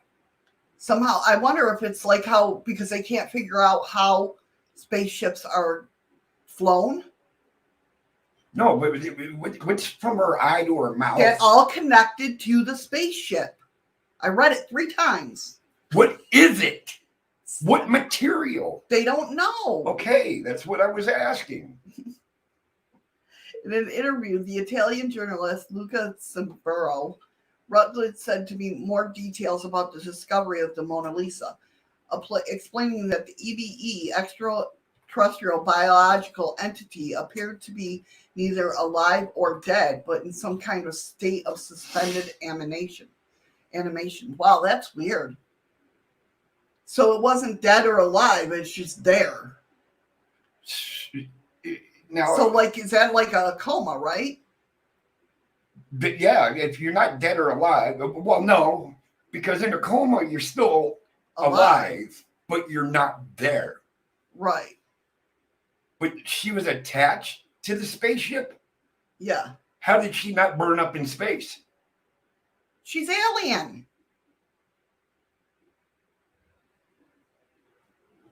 This was found in a crashed alien spaceship. Oh, a crash. Yes. I just heard. Space. According to Rutledge, Sorry, I'm tired. the alien was disconnected from the navigational device and returned back to Earth aboard a lunar module, where the body still resides today. Rutledge also described the ship. We went inside the big spaceship, also into a triangular one. The major conclusions of the exploration were it was a mothership, very old, that crossed the universe at least 1 billion years ago.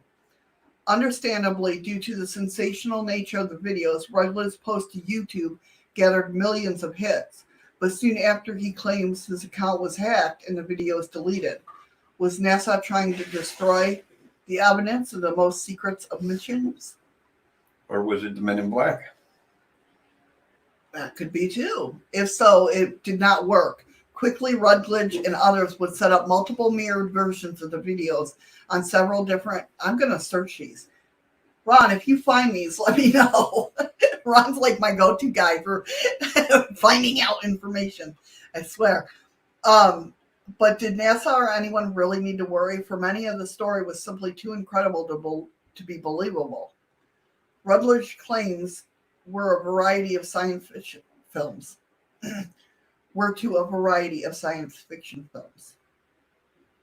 Evidence for photographs from the lunar surface taken by Apollo 15 in 1971 do appear to show some strange anomalies on the Delportezec region in the southern region of the moon's dark side.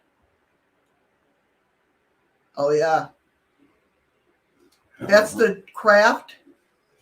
Do I need to go up or down? Don't say anything. Okay. Okay. That's the craft that in Rutledge's video matches the anomaly captured on Apollo 15, which is right there.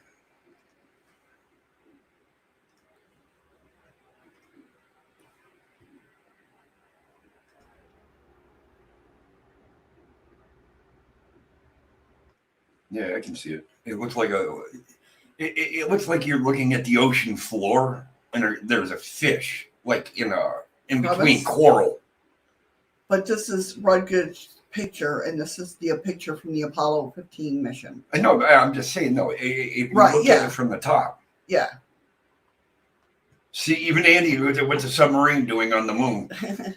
The spacecraft shown in Rutledge footage is very close match to the object in both size and shape, but with far more surface detail evident. The videos are supposedly an Apollo 20th flyover of the craft, show it to be stone-like in texture, but covered in carvings and patterns that could not be possible in nature. If the footage is a hoax, then the creators have avoided the obvious temptation to make their spaceship metallic and futuristic looking, instead opting for a curious megalithic design with elaborate decoration. Well, could that have been a secret vessel that nobody knew about that we launched, and that's how it landed? I don't know. That's not what Rutledge is saying. I'm just saying. No. That's what I found. And so you're going to believe everything all these people say? When it comes to somebody that's now in exile, because, yeah, people don't go in exile just for nothing. I'm trying to. For 8.5 years. I am getting my ass chewed out after this show. Watch. Whatever. No, because then I'm going to start reading the friendship case more. Okay. Send her another book, Ron. That'll keep her quiet until tomorrow. I would. I just exile me, please. Exile me out of this country. Hey, I'm telling you, Jim. With a grain of salt. Yeah, I'm with Jim all the way, dude. Hey, we can. Since Eli doesn't want to share his pizza, Jim, we'll go into exile and share pizza together, okay? Oh, that's so sweet. Oh, we were giving Eli hell the other day. Believe with a grain of salt. Exactly, Freaky. I mean, I'm not going to... The guy didn't lie. Well, you know what I mean? I don't know. How do you know he wasn't put up to this? How do you know he wasn't threatened to go into exile and to come up with this story? There's always that option. There could be, but As long as I have my own private island, sounds good, Eddie. Oh, well, Jim, if you have your own private island, then I can't be there. That's why it's called a private island. Rutledge's account of the Apollo 20 mission and his video footage may have been met with widespread skepticism, but if it was hoax, he had managed to insert some authentic details into his story that give him some sort of verisimilitude. Script that was wrote for him? By who? What do you mean by who? I don't get what you mean. Anybody could have wrote a script for him to talk about of what he's seen.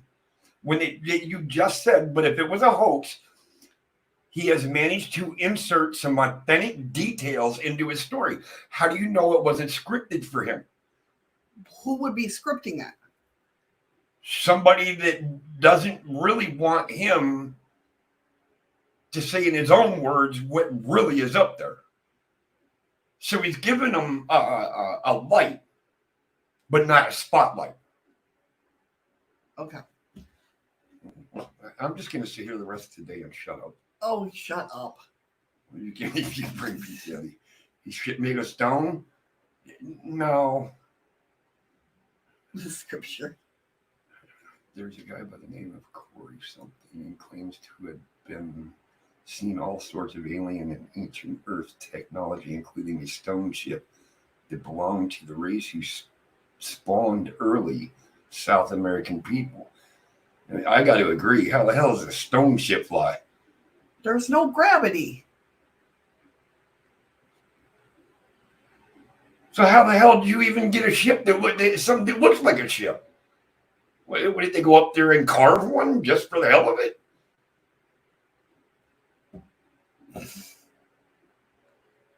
I'm totally confused. While Rutgers and Leona Snyder appeared in no official lists of NASA or Soviet astronauts, Leonov was an intentionally respected Soviet cosmonaut, best known for becoming the first man to walk in space in 1965. For hoaxers to include such a high-profile figure as Leonov was very risky, as he could simply come out of the inestimable proof that he was elsewhere at the time of the mission, and the whole deception would instantly fall apart. Was this bold choice of using a real cosmonaut actually evidence for Apollo 20's authenticity?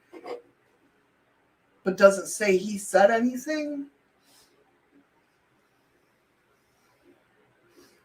An Apollo 20 badge, complete with names of 3 astronauts, is also visible in some frames of further proof this is not simply recycled footage from one of the earlier official Apollo missions. If Rutledge was really an imposter, then his part of the video is well produced. He must have had a decent-sized budget to replicate a whole Apollo module interior inside a studio, indicating that this was a professional operation.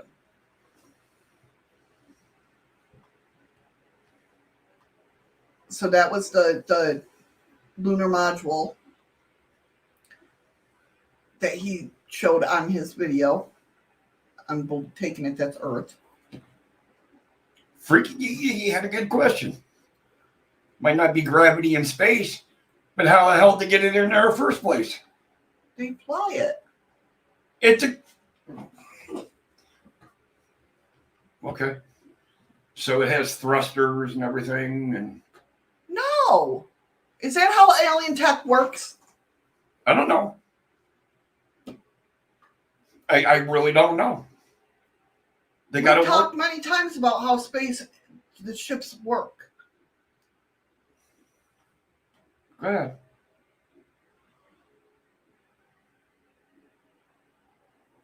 That's a flashlight in a dark room partially covered. I don't know. It kind of looks earthy to me. Hold on a second. Okay.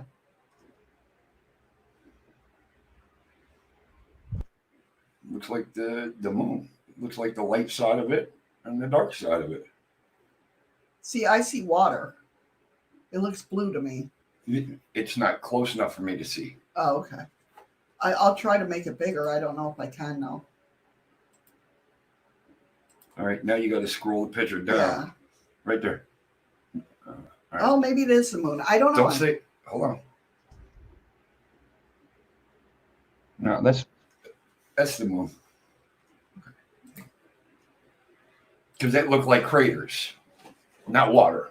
Okay. It just, to me, like far away, yeah, that would be a lot of clouds on the Earth. I mean, we have a lot of clouds, but I see what you're saying. Alternative, he may have somehow secured access to a real Apollo lunar.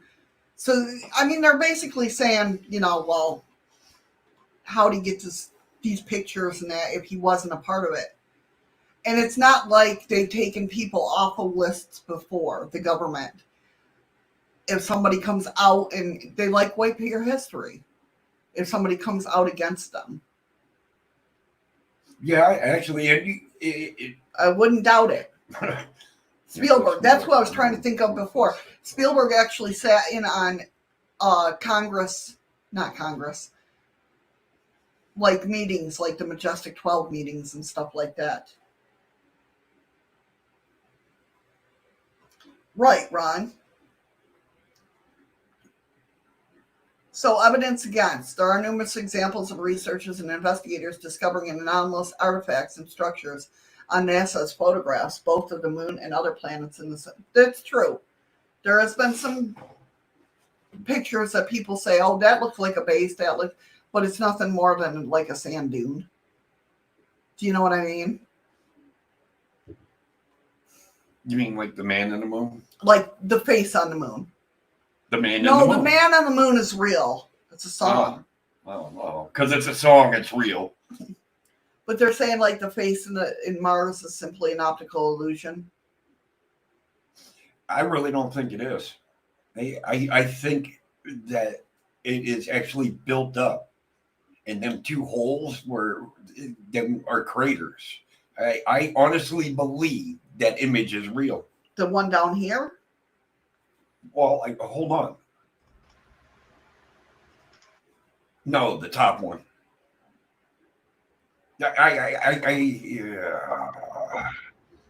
You can kind of see the indents where the eyes would be in the mouth. Right. I think this here is just an altered video to make it look like a face image. But I really don't know. It looks like a teddy bear that's been left in the washing machine for too long. So, I mean, there have been pictures like that, Well, freaky, guess what? We can see faces in just about anything. Yeah. An Ewok from Star Wars. Me and Eddie were talking about that today, actually, because of the faces. It was yesterday. Was it yesterday? Yeah. Last night? Our brains that's what they do. They look at people. We're there to notice faces on everything we look at because that's how our eyes work to our brains of how face recognition. Like cats don't have that. That's why cats look in a mirror and they jump back and do their little dance and everything because of the fact that they don't recognize themselves. We have facial recognition in our eyeballs and brains.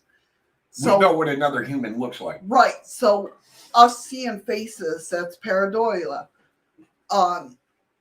That's what our brains and our eyes are supposed to do. They're doing their job, basically. When you see, like my son, Ryan can see faces in wood, like he could see 20 million faces in a door. You know what I mean? But that's what our brains and eyes are supposed to do.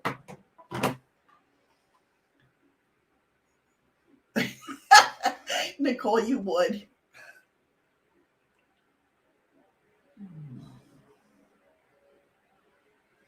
It's not really that it's tricking you, freaky. It's just what your brain is trained to do. Yeah. It's not that it's a trick. It's more of an optical illusion. Yeah. And when we're looking at optical illusions, that's what we're doing. We're our brains like trying to scramble. That's why a lot of people get headaches if they do too many optical illusions because your brain's trying to scramble to make out. Our brain's a processor. You know what I mean? So it's trying to process the information that you're feeding into it through your eyes, nose, ears, and all our senses. It's like having David Copperfield in your brain. Yeah. To make you see something that isn't even there. Right. We translate shapes we don't know into words and objects we know. You're right, Nicole. We translate what we see into how we can explain it. Your brain is really big, Freaky Geek. Good try, though.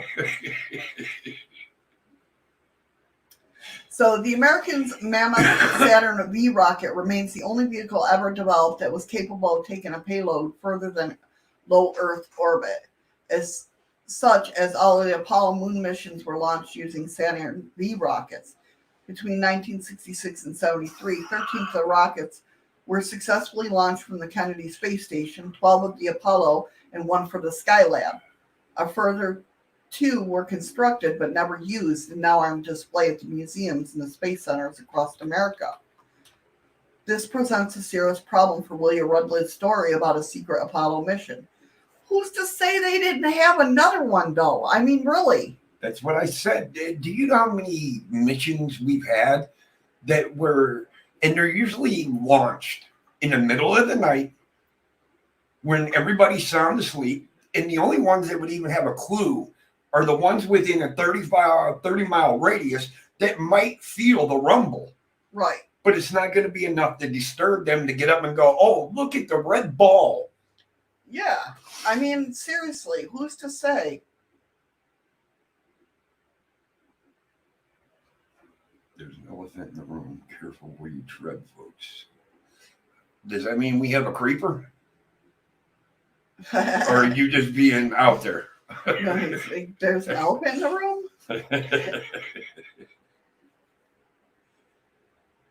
Is that why you said don't put that in my... Oh, all right, Freaky Geek, take it easy. all right. Have a good day, Freaky. Thank you so much for coming in, hon. I appreciate it. Maybe next week, Shadows will let me do my story. If she don't cancel on Tuesday. I don't think that's what she was talking about there, Freaky.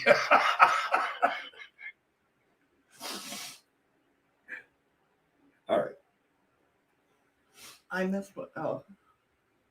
No, they're not talking. Yeah. They're not talking about the show, honey. So this was apparently a moon city. Make someday minute. You know what, Freaky Geek? I haven't even done a first video yet. I've still been kind of working my way up to it. I've never done anything like this until I joined Shadows. And I'm starting to get up enough nerve to where I might be able to pull one off. But she will have to be sitting here with me to help me with the technical difficulty stuff. Because I am not tech smart.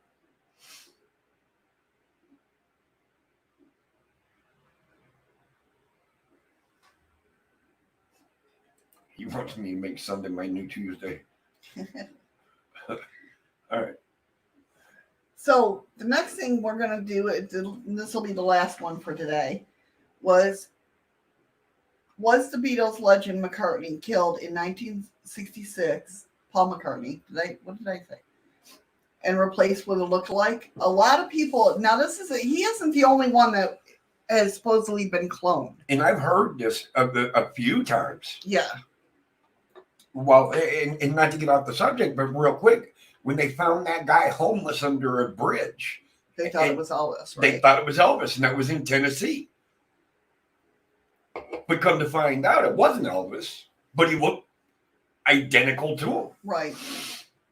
So the 1960s were strange and heady times for people in pop culture. Mind-expanding music, films, and substances were spawning some crazy ideas, and no one crazier than the story of the legendary musician and the mystery surrounding his true identity. Paul McCartney has been one of the most famous people in the world for over 50 years. First as one quarter of the greatest pop band in history, the Beatles, then successful 40-year solo career, featuring a string of hits, singles, and albums. The Beatles' expansive music and surreal lyrics have always inspired the theories and speculation amongst fans. But at the height of their fame in the late 60s, a weird rumor was beginning to move from college campuses to the mainstream media. The band's bassist and joint songwriter, Paul McCartney, was dead.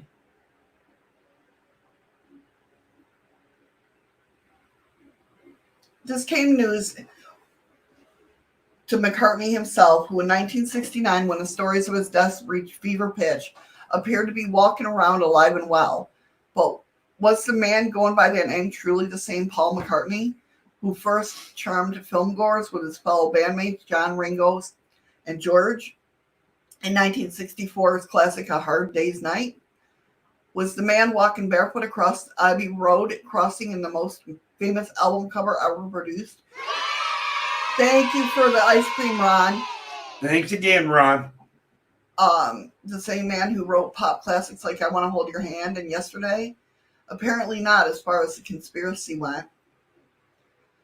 The central tenet of the Paul is dead theory was that sometime in the late 66, McCartney was killed in a tragic accident.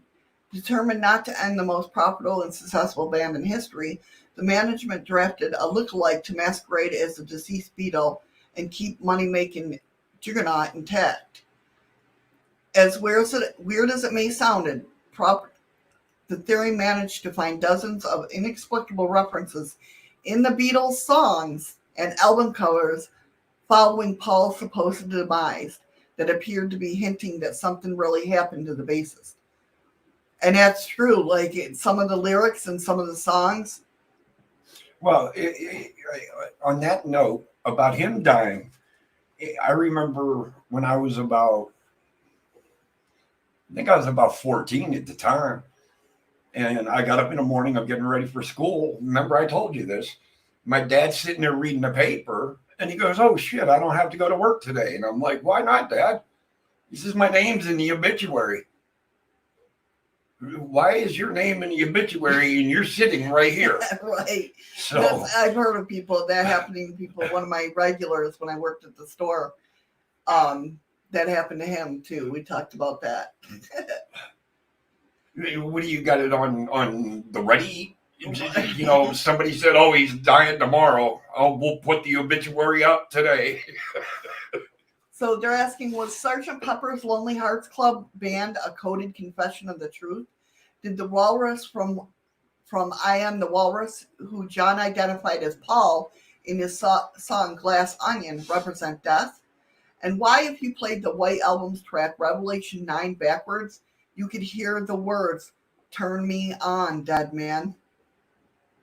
While some of the musical analysts look fanciful, according to believers, the photograph evidence clinches the case.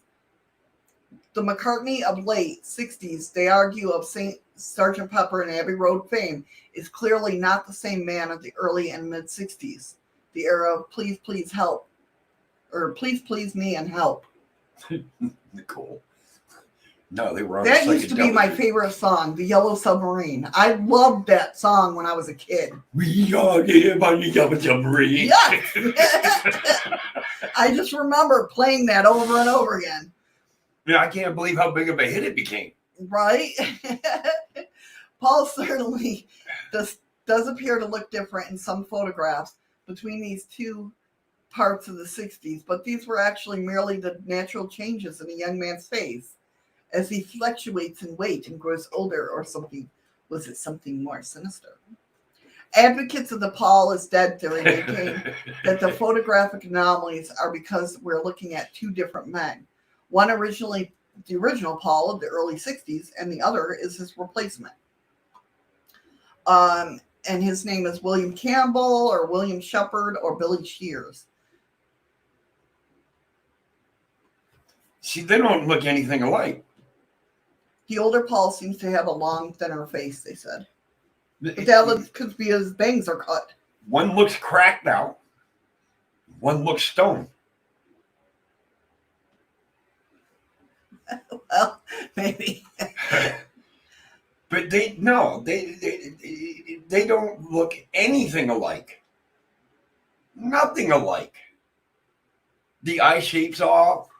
The eyebrows are off. The hairline is completely gone.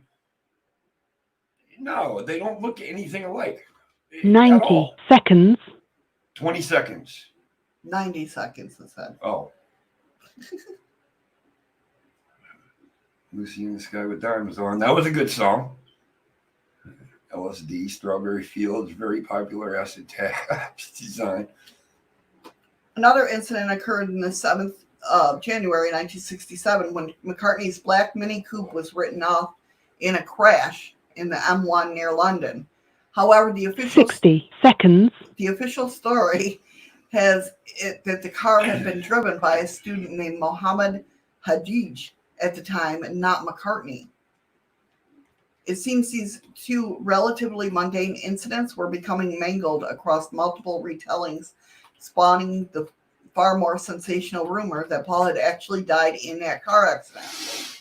Shortly after, Beatles Monthly magazine attempted to quash the gossip by issuing a false report about the latter incident, dismissing any notion that there had been a crash at all, and stating that not only was Paul alive and well, but his Mini Cooper was also perfectly intact. Was this false story designed to hide the tragic truth that Paul had really died? See, 10 seconds. I don't think Paul really died.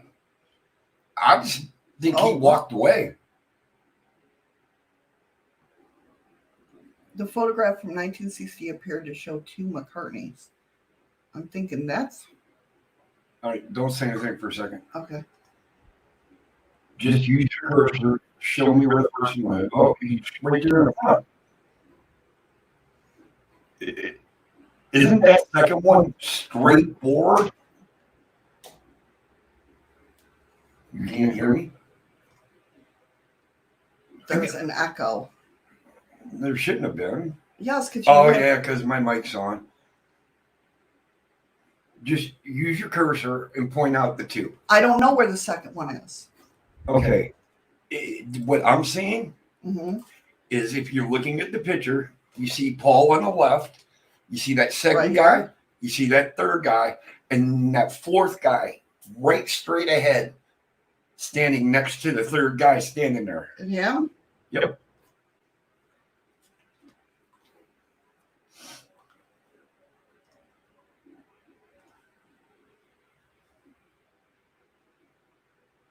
I'm turning into an alien. You are? No, see, guys, I have to mute my mic because my mic wipes through my camera, and our boom mic is strong enough to carry both of us. So if I unmute my mic and I talk, we'll hear it through the boom mic, then you'll hear it through my camera, and it's just an echo relay. Yeah, I was thinking that's Paul. Which one? This one. Or are you saying that's Ringo? That looks like Ringo.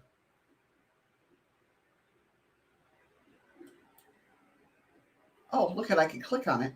Yeah, now I can't see crap. Hold on, don't say anything.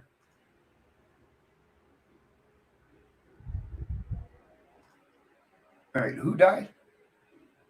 You're saying Paul died. Okay, hold on.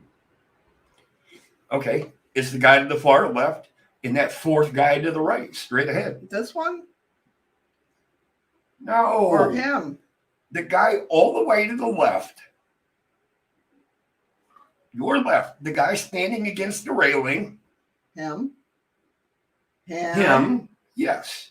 Now go 1, 2, 3 guys over. 1, 2, 3. Straight ahead. And him. Them two look alike. They got the same kind of profile. I don't know. They all look alike. Oh, shit. What the hell did you just do? Lord. There. No, the other one is Paul Harrison. Yeah. I don't know where. Well, then they Lennon is shouldn't put either. pictures in black and white. Right? Much of the initial credit for the Paul is Dead failure belongs to a student at Michigan University called Fred LaBar.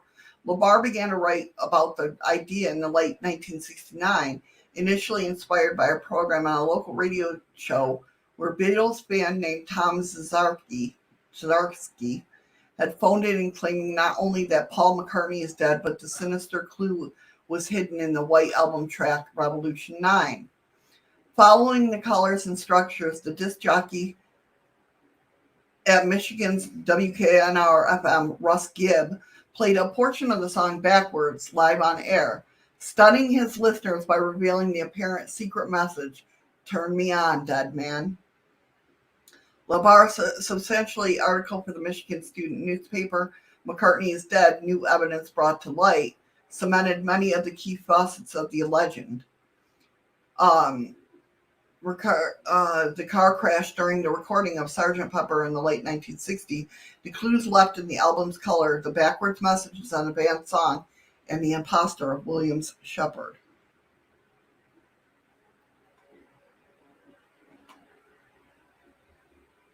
Now that don't look like Paul McCartney. No, not at all. I mean, I can see where that kind of does. Not even close. But it looks like Paul McCartney had a stroke. His face is all fat. Is that a cane? What's that down there in the front? Yeah. Why has he got a cane? Maybe he did have a stroke. Maybe. I don't know. From here was born the whole feverish Paul is Dead craze of 1969.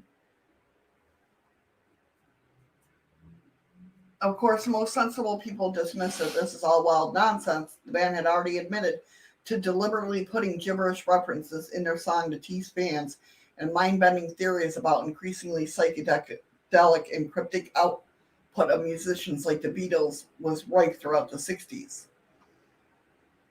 Some even suspected that the Beatles themselves were behind the rumors, deliberately concocted in a way to bolster album sales. I don't know, Andy. I have no clue.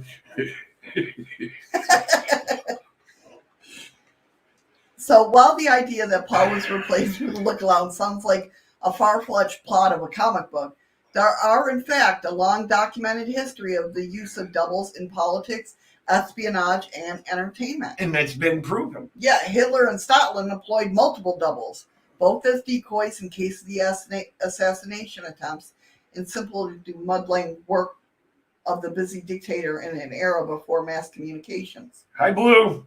Hey, Blue. But what a lot of people don't understand either, a lot of our presidents have doubles. Yeah, exactly. But we don't know that. Yep. Well, we're not supposed to know. Yeah. I mean, look at that. Stalin and his freaking lookalike. I can't. Hold on a second. Okay.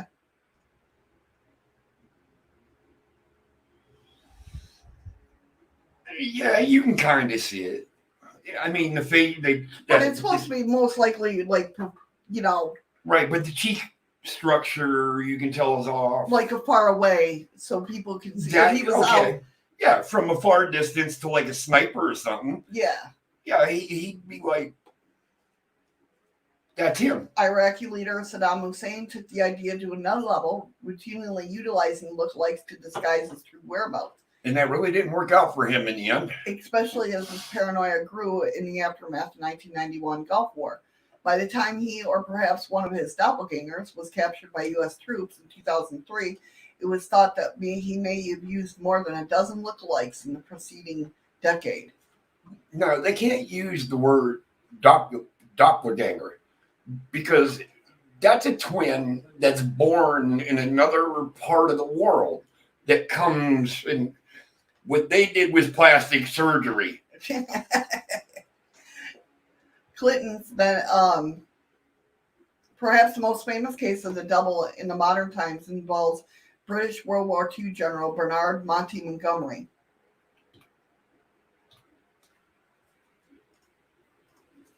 soldier M.E. Clifton, who bore a strong resemblance to Montgomery, was recruited by British intelligence to act as a decoy for the general. Clifton then made trips to Gibraltar and Algiers in the guise of money, specifically to be seen and trailed by German intelligence so as to mislead about the Allies' invasion plans.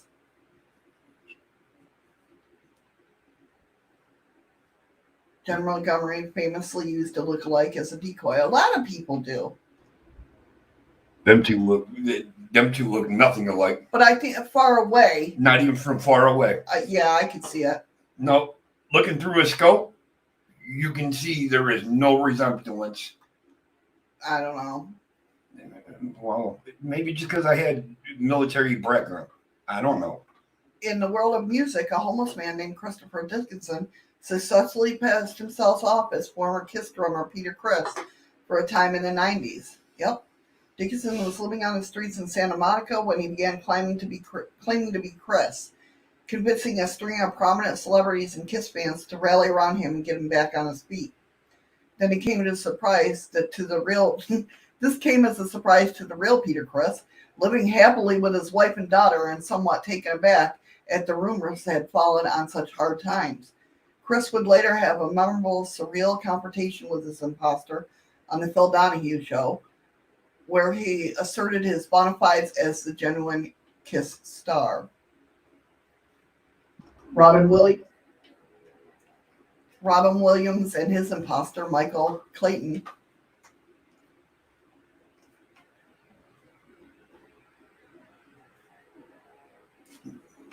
Click it. I already seen it. That's why you gave me that look, because I thought it was the picture before, so that's why I muted it, not knowing you were going up to Robin Williams, and that's why I muted it real quick when I was like, that picture doesn't go with that story. Right. Yeah.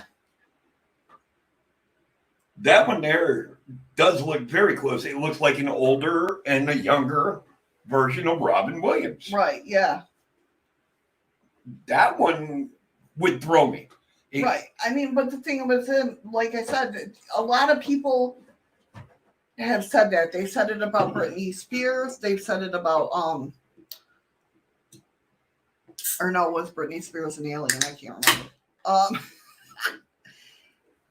A lot where they've, they're at the height of their career and something happens and they have to place a double in there.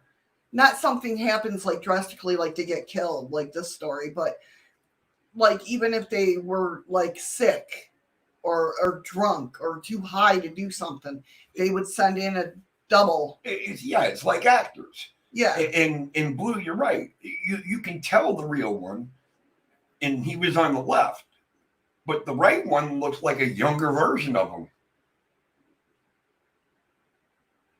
Yeah, Mark had the double and Elf ate the wrong one. Hey. My Elf ate nobody. He couldn't even catch the cat, for God's sakes.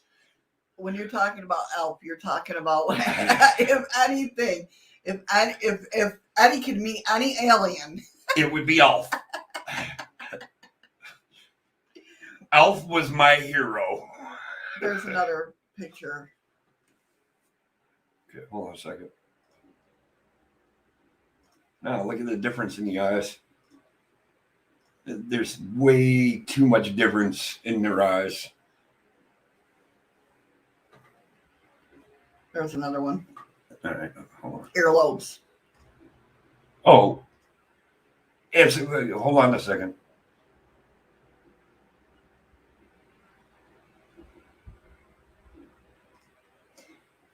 Not only the earlobes, look at the shape of the eyes and look at the shape of the chin. But I mean, yeah, earlobes are one of the hardest things to hide. And he looks like, don't click it because I'm talking. I'm pulling the chat back up. His earlobes are attached here where they're unattached here. I mean, I can't.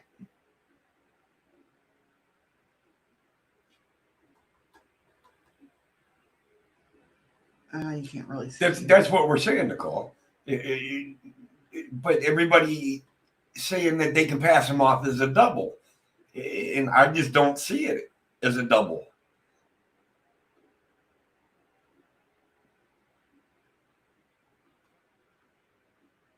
Two Italian forensic scientists have backed the idea of Paul McCartney and I wish I could read that.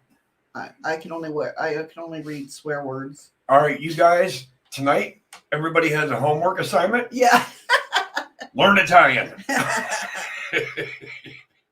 I only know swear words. Well, no, I don't only know swear words. I know manja. She means Jumanji. No. Manja is eat. Manja. It's the one on the right, the real one. Which photo, Blue? No, this is the real one. The one on the left is the real one. The one on the right is after death. The double doesn't have to look exactly like the original. Just a way of behavior and clothing will help the trick. Nicole, you're close. You're right.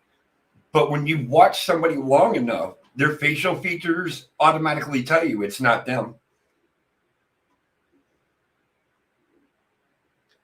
Andy says that me and you were swapped for doubles the other week. That could have been. Never know. Might have been.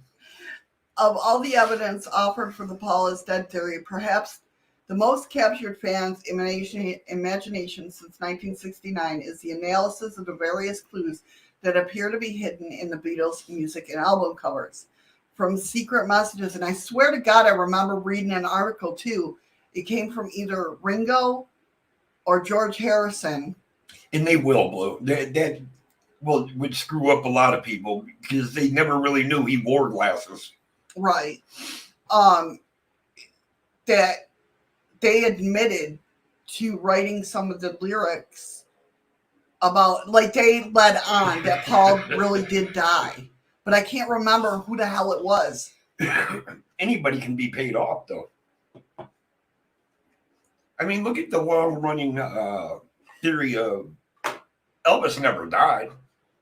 Elvis just wanted to disappear. Right. Because he couldn't have a normal life. Right. So with the money that he had, wouldn't it be possible for him to say, here, I'm dead, write me off, and I can disappear? Right.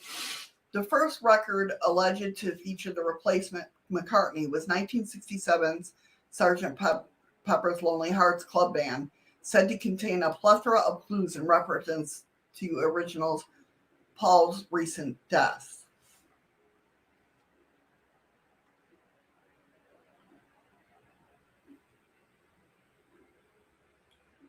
Well, Nicole, think about it as going into protect a witness program. When you do that, you have to disappear from everyone. Much heralded to his first success concept albums, we saw the Beatles taking on the guise of an anonymous Sgt. Pepper band. Was this a new direct reference to them leaving the old Beatles featuring the now dead Paul McCartney behind? On the album's covers, the new Beatles in their psychedelic outfits can be seen stood in front of what looks like a grave with the band's name depicted in flowers. Alongside the name is a wreath in the shape of a left-handed guitar, the same orientation the original Paul famously played. Because he played left-handed. Yeah, right here. And then them looking sad, but the new Is it supposed to be Marilyn Monroe all the way over there to the right? I don't know. That looks like Hardy. It does. Where's Waldo? Right here. Holy shit, there he is.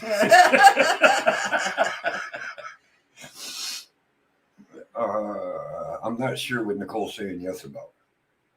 Apparently a comment I made, and I made many of them. So. Oh, I think about the witness protection program. Oh, yeah, and it's true. Directly below the central figure of Paul is the word hearts, written on a bass drum, When a mirror is placed horizontally, divided the word in half, it reads, he die. Could this really be spooky coincidence or the product of an overactive imagination? I think it's more of a overactive imagination. Just like Bloody Mary. It's something that you got stuck in your mind. You can look into a mirror, say Bloody Mary, whatever. Hey, I believe in my and you're supposed to see it, but I don't believe it. I think it's all self-conjured. What the hell was that? It might have been my blog talk. No?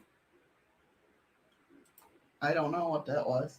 Did you guys? Hey, Patrick. Patrick's here.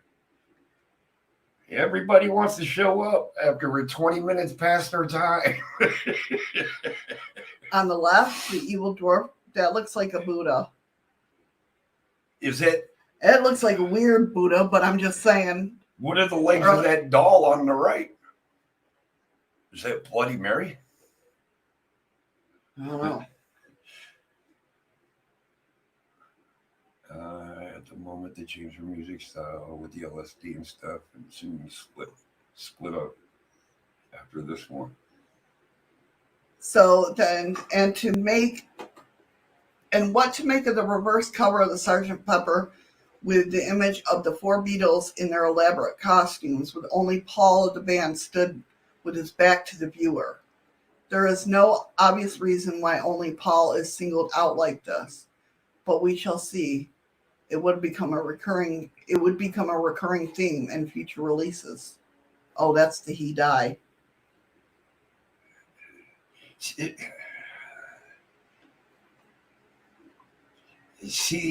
But look at that. Where are you going? Because it said, where is Paul? This says Lonely Hearts. And then you go down to the next one. I know, but I'm looking at, where is Paul? It says Paul is turned backwards. I don't see that. Hold on a second.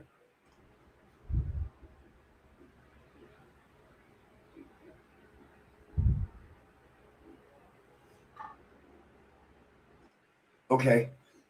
Take your cursor all the way over to your left. Okay. Right, stop. Now, I said stop, and you went down. Go up. Stop. Move a little bit more To the left? to your right. Would that be one more? Would that be him looking away? I thought that was Paul. This looks like Paul. Well, he's not facing backwards. I know. That's what I'm trying to see. Is that John Travolta up there? Seriously. I don't know, but I found Laurel. To his Hardy. That does look like. Are you talking? Oh, Yeah, right there. yeah, that one? Yeah. No, I don't think so. You just said, yeah, it kind of looks like you. No, I don't think so. Paul left, then that's Lennon, then Ringo, and Paul. What?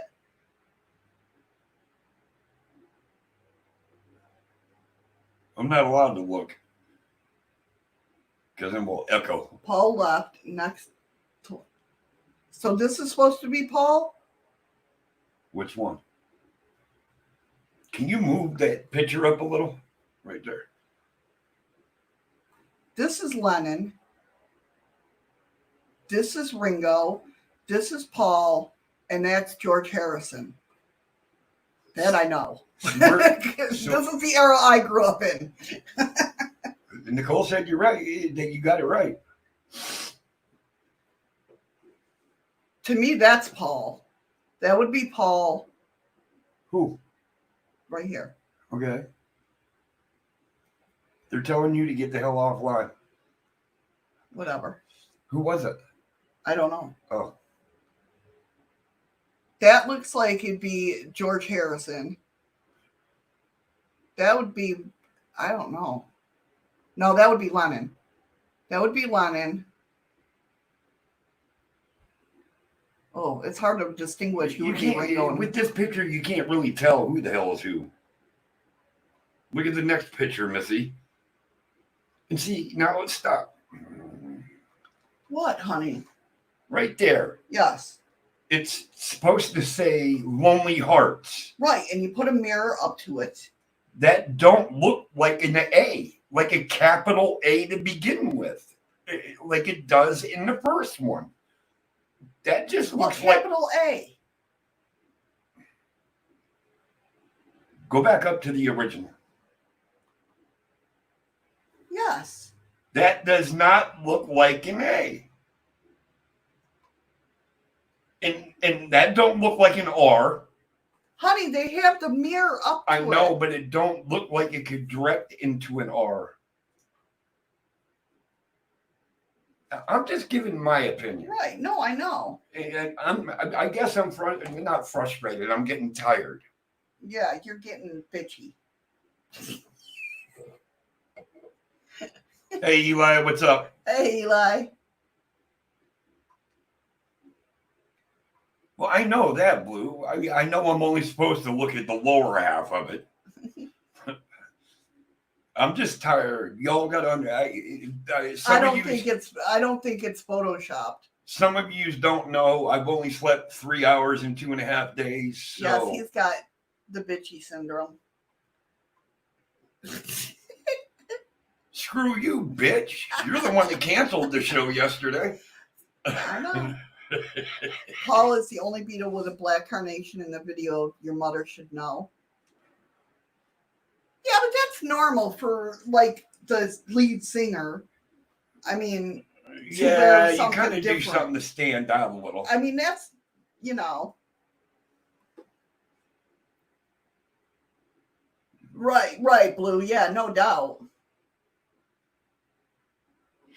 Well, actually, Andy, there's a couple other theories behind that, too, that would blow your mind. So, Revolution 9, much mocked, is the most skipped song in music history and perhaps the only track played more often backwards than forwards. Well, yeah, because they want to know. Yeah, they want to hear it themselves. Turn Me On, Dead Man, which to fans looks like a reference to Paul, who famously sang, I love you, I love to turn you on in a day in the life of the previous year. Eli, you real quick. I know you're going live at 5. I'm not going to promise anything, but I'll try to make it for you. But I think this is what I was referring to that I remember hearing about. Another song on the album, Lennon's I'm So Tired, ends with a piece of spoken gibberish that theorists believe says Paul is dead man. Miss him, miss him. I remember that is. There is. Well, but played backwards. That's not what it is, because I remember something being said as it's going forward. Yes. Right near the end of that song. While the rarest self-penned Ringo effort, Don't Pass Me By, has the drummer singing about a lost friend who died in a car crash, just as Paul was said to have done. So I think they're hinting out that, I mean, they couldn't do anything because I'm sure they're under contracts. Well, duh. So they can't, you know what I mean? That's like government shit too. They can't just say, hey, you know. Well, see, that's why I learned a long time ago. I will never sign a goddamn contract again. Right. All right, Eli, I'm not saying I can't make it. I said I'll try. But Paul, of course, they're talking about that's. Do you remember the blooper video for this? Yeah. But Paul's barefoot, that's another reference to him being dead. Yeah, that's exactly what we've been talking about, Patrick. Yep. That's exactly what this whole conversation's been going. Further to the idea in the background. I can't see. When you roll it to a certain point, I can't read what it says. What were you trying to read, honey? I was just trying to read, but it's like watching Z when you got to tell them slow down your camera. Well, you know, they're saying as becoming customary, Paul is again depicted different to the other Beatles. again, Paul was the I mean, I'm not saying that's not what's happening, but he was the lead singer. And usually in all bands, the lead singer stands out from the rest of the crew. Right, but that's not really how they portrayed themselves, though. No, you're right. They did portray them as a whole band. We're like a whole group. all of them sang. Just because I'm the lead singer. Right. You're right on that aspect. But there's also that point that Paul was the lead singer. Oh, Ron, that friendship case, as tired as I was, it captivated me to the point where I was almost comatose by the end of it.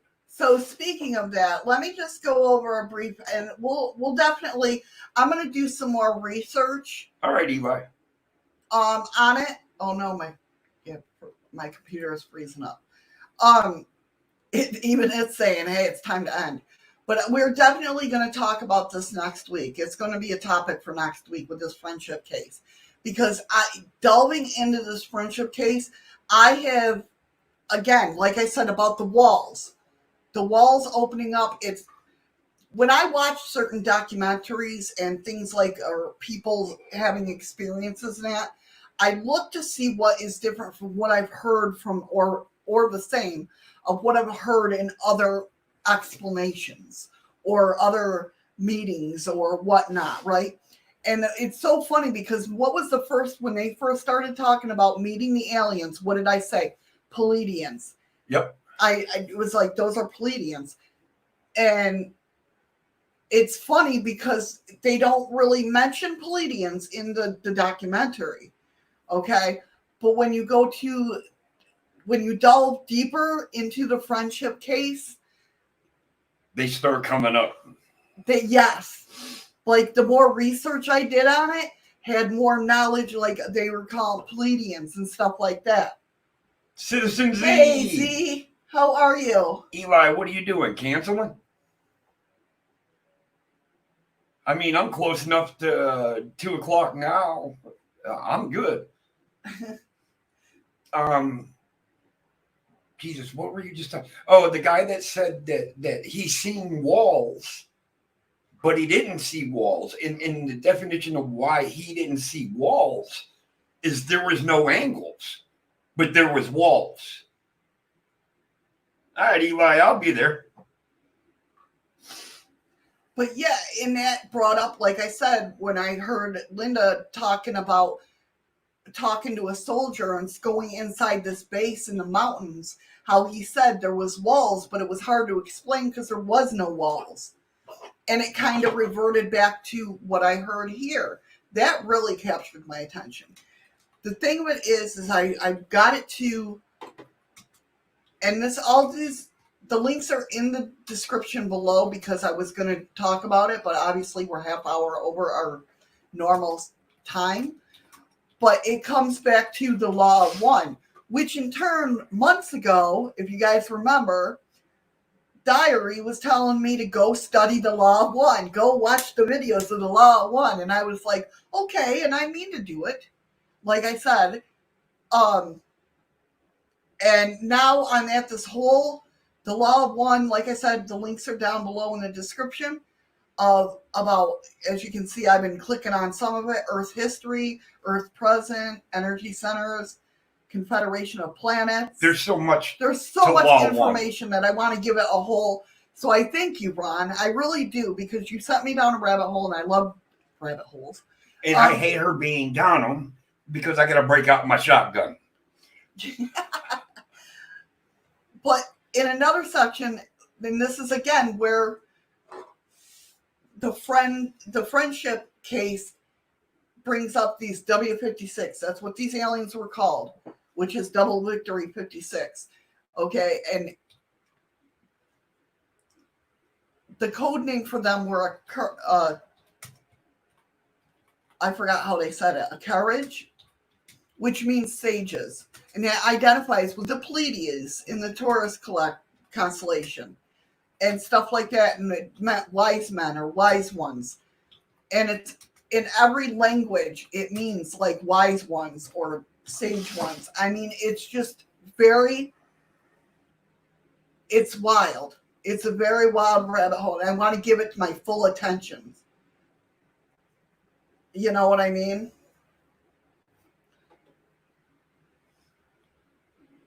See, something like this that she's getting into right now would be too much for my head.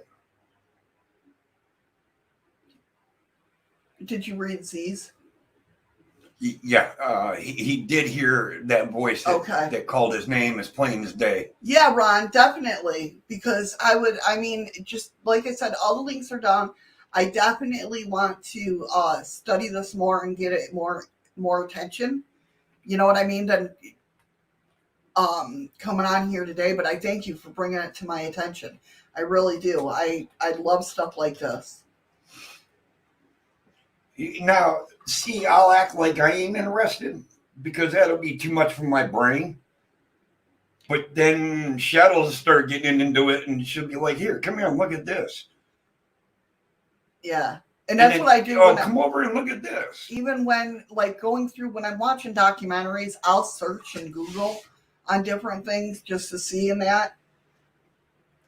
So, I mean, I'm excited that I was grateful that you sent me, you know, this case.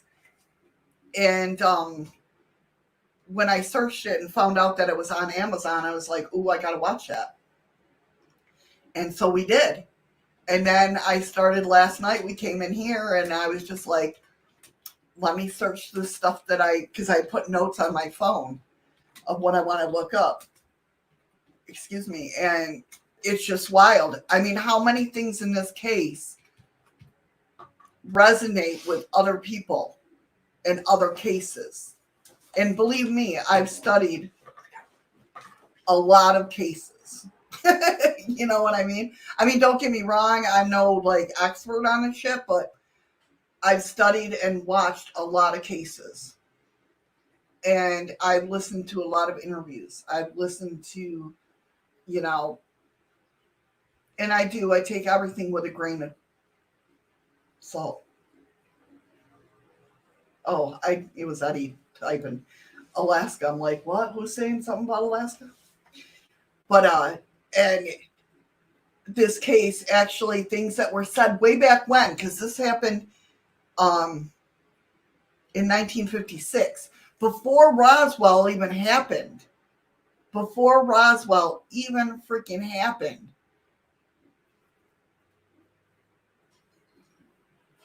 So, I mean, and it coincides with, you guys have heard me talk about Dr. Stephen Greer. It coincides with how he contacts them to how they got contacted, in a way. That's wild. That's wild, Ron. I'm glad you brought it to my attention. I really am. I really am, because I'm so interested. Like I said, I've been reading this stuff just about like Ra, and it goes back to the Egyptians, and it goes back to Lemuria, and it's so freaking wild. It's so wild. And so many, like I said, when it comes to stuff like this, if you guys have watched the movie Lucy, remember that? That was a good movie. Now, mind you, when I cry at movies, I get choked up like normal people, right? What did I do at the end of Lucy? Punch me? I did not punch you. I sobbed like a little bit. Remember, I couldn't stop crying because, and I want to get choked up now just thinking about it, because I knew how she felt at 99. Not that I'm 99% open in my brain or use of my brain. Believe me, there's a lot there. It's because I kind of emotionally understand what she's going. That's what I try to tell people when it comes to even the witchy community. When it comes to elementals, really, they don't give a fuck about us. I mean, they do. They have a job to do. They have a job to do. And that's kind of like what Lucy was at the end, where our human emotions are just that. There are human emotions. Love is a big part of human emotions, and love transitions. Eli, you ain't lying. but Shadows is keeping me overtime. But I love that. I love being with you guys. So I'm doing good. Go ahead. I know you're getting aggravated. I see you over there tapping your fingers. No, I do that. I hold on to my stones. And they're not over here. But remember, they're usually over here. So it's like my phone is the top of my phone is like the same thing. She whined, y'all. Whatever. But yeah, when it comes to Lucy, like feeling that, like Shrimp Shack, how you doing? hey, Shrimp Shack, it's so hard to explain knowing what she was feeling at the end of the movie, and no, I don't know how I was feeling, her feelings, but it was just like It was almost like you had a connection with her. I connect on some level, and I can't figure out what, but I resonated with that movie, which is it's a very odd movie. Yes, Z, you did hear that correctly. Yes, because I can't see him look that up, but just like you talk about holding Z balls when they should be these nuts. yeah, I usually I have these crystal coasters, basically. But God, if I put a beer on one. Oh yeah. But I usually sit there when I'm doing my podcast or my YouTube. I sit there and I'll sit there and go like this and rub them. But they're usually on my left-hand side, and they weren't. So I was kind of like doing the same thing with my phone. She's petting it. She's got a virtual dog on there because we can't have pets where we live. That's what it was. That's what it is, yes. But yeah, so I somehow resonated with Lucy. I don't know how. I don't know why. But I at the end of the movie, I was sobbing. I don't cry like that. Unless, obviously somebody... Bullshit. You should see her watching Frozen, Sleeping Beauty. She balls like that. Don't worry. No, the only Disney movie that I cried like that is Tinkerbell movies. Thanks, Danielle. Bull crap. You cried to many... Not sobbing like that, though. That was like I was doing the whole... I don't do that normally. Which country is he in? England? He's in England, so that's what? He's in Scotland. Scotland. Ireland. Holy crap. God damn, I'm going to get killed. No, I'm going to get killed for asking you. I'm trying to... Jessica Down the Well? I lived that story. Oh, shit. If you want to Is cry. that about the baby that the baby that went down the well? We lived that story, see? She was down there for 72 hours, Something longer like than that. I'm trying to figure out the time split between where we are and where Z is. I don't know. That's a good question. What time is it there now, Z? Well, he's going to hold his thing at one. Yeah, what time is it now? It's the easiest way to do it. He's probably like, I ain't telling you.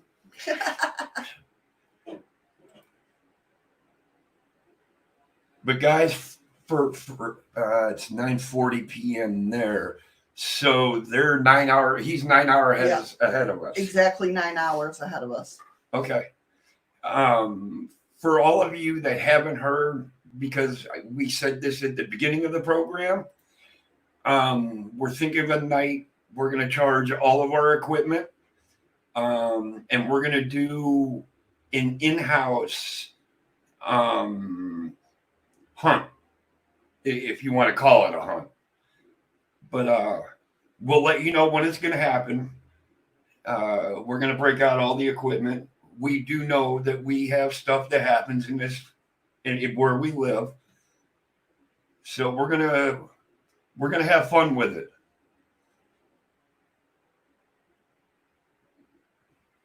Nicole, have a good night.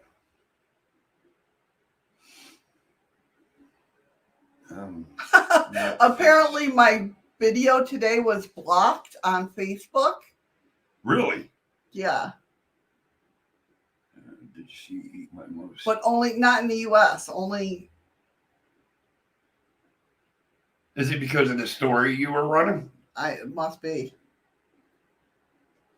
Yeah, Shrimp Shack. We live in the same place we work. And actually, citizen, this is. Thank you so Thank you, much for Ron for the ice cream. This is only going to be the second attempt that we did this. But the first attempt we did, we really didn't have any equipment. But now we got Porta Box, we got the K2 meter, we got the Connect, the LSE Citizen. This is. Thank you so much for Ron for the ice cream. This is only going to be the. Oh, I don't know. Sorry. I was trying to figure out because I had that. Never mind. Go ahead. Anyway. What was that camera? The LS, what? The SLS. The SLS. And we're gonna try to get everything heated up, and we're gonna try to do a live feed hunting from inside the house. We've done it before. Ice. I've done it before. Wow, you weren't listening, were you? No, I know yes, I understand. That's where we wanted, make sure everything. We didn't have all this equipment the first time we did it. Right, that's true. That's we've experimented with it here. Yeah, but it might be a little different when people are involved. Well, yeah, definitely. See, I love your your outlook on trying new things in the paranormal world, because of the fact that's how I am. I love trying new things. Waiting for my damn magnet to get here. Waiting for you to check the goddamn mail to see if it is here. It isn't here yet. All right. It was in Anchorage.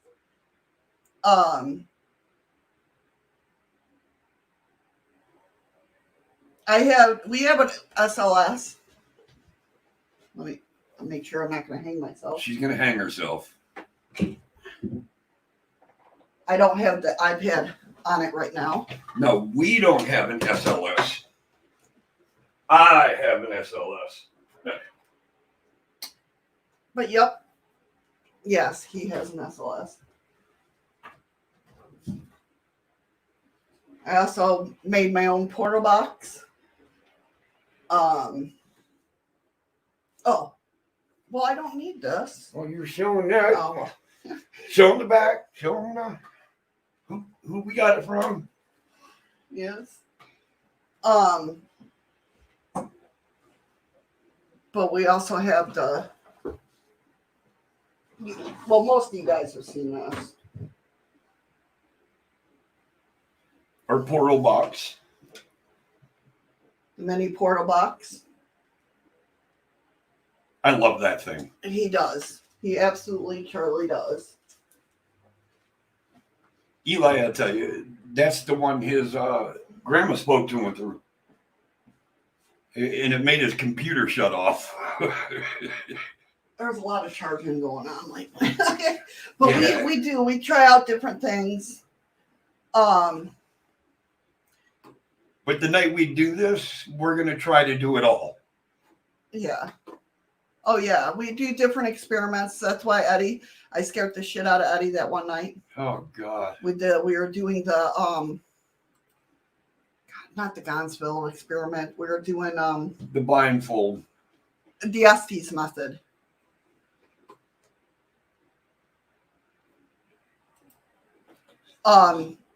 Yeah, we're doing the Estes method. That's the night I scared the crap out of Eddie. Yep. She came out. I couldn't hear a thing, and then all I felt was something grab me, and it freaked me out. Yeah, that was funny. Oh, I'm glad she thought it was funny. It was. I'm not gonna lie, it was hilarious.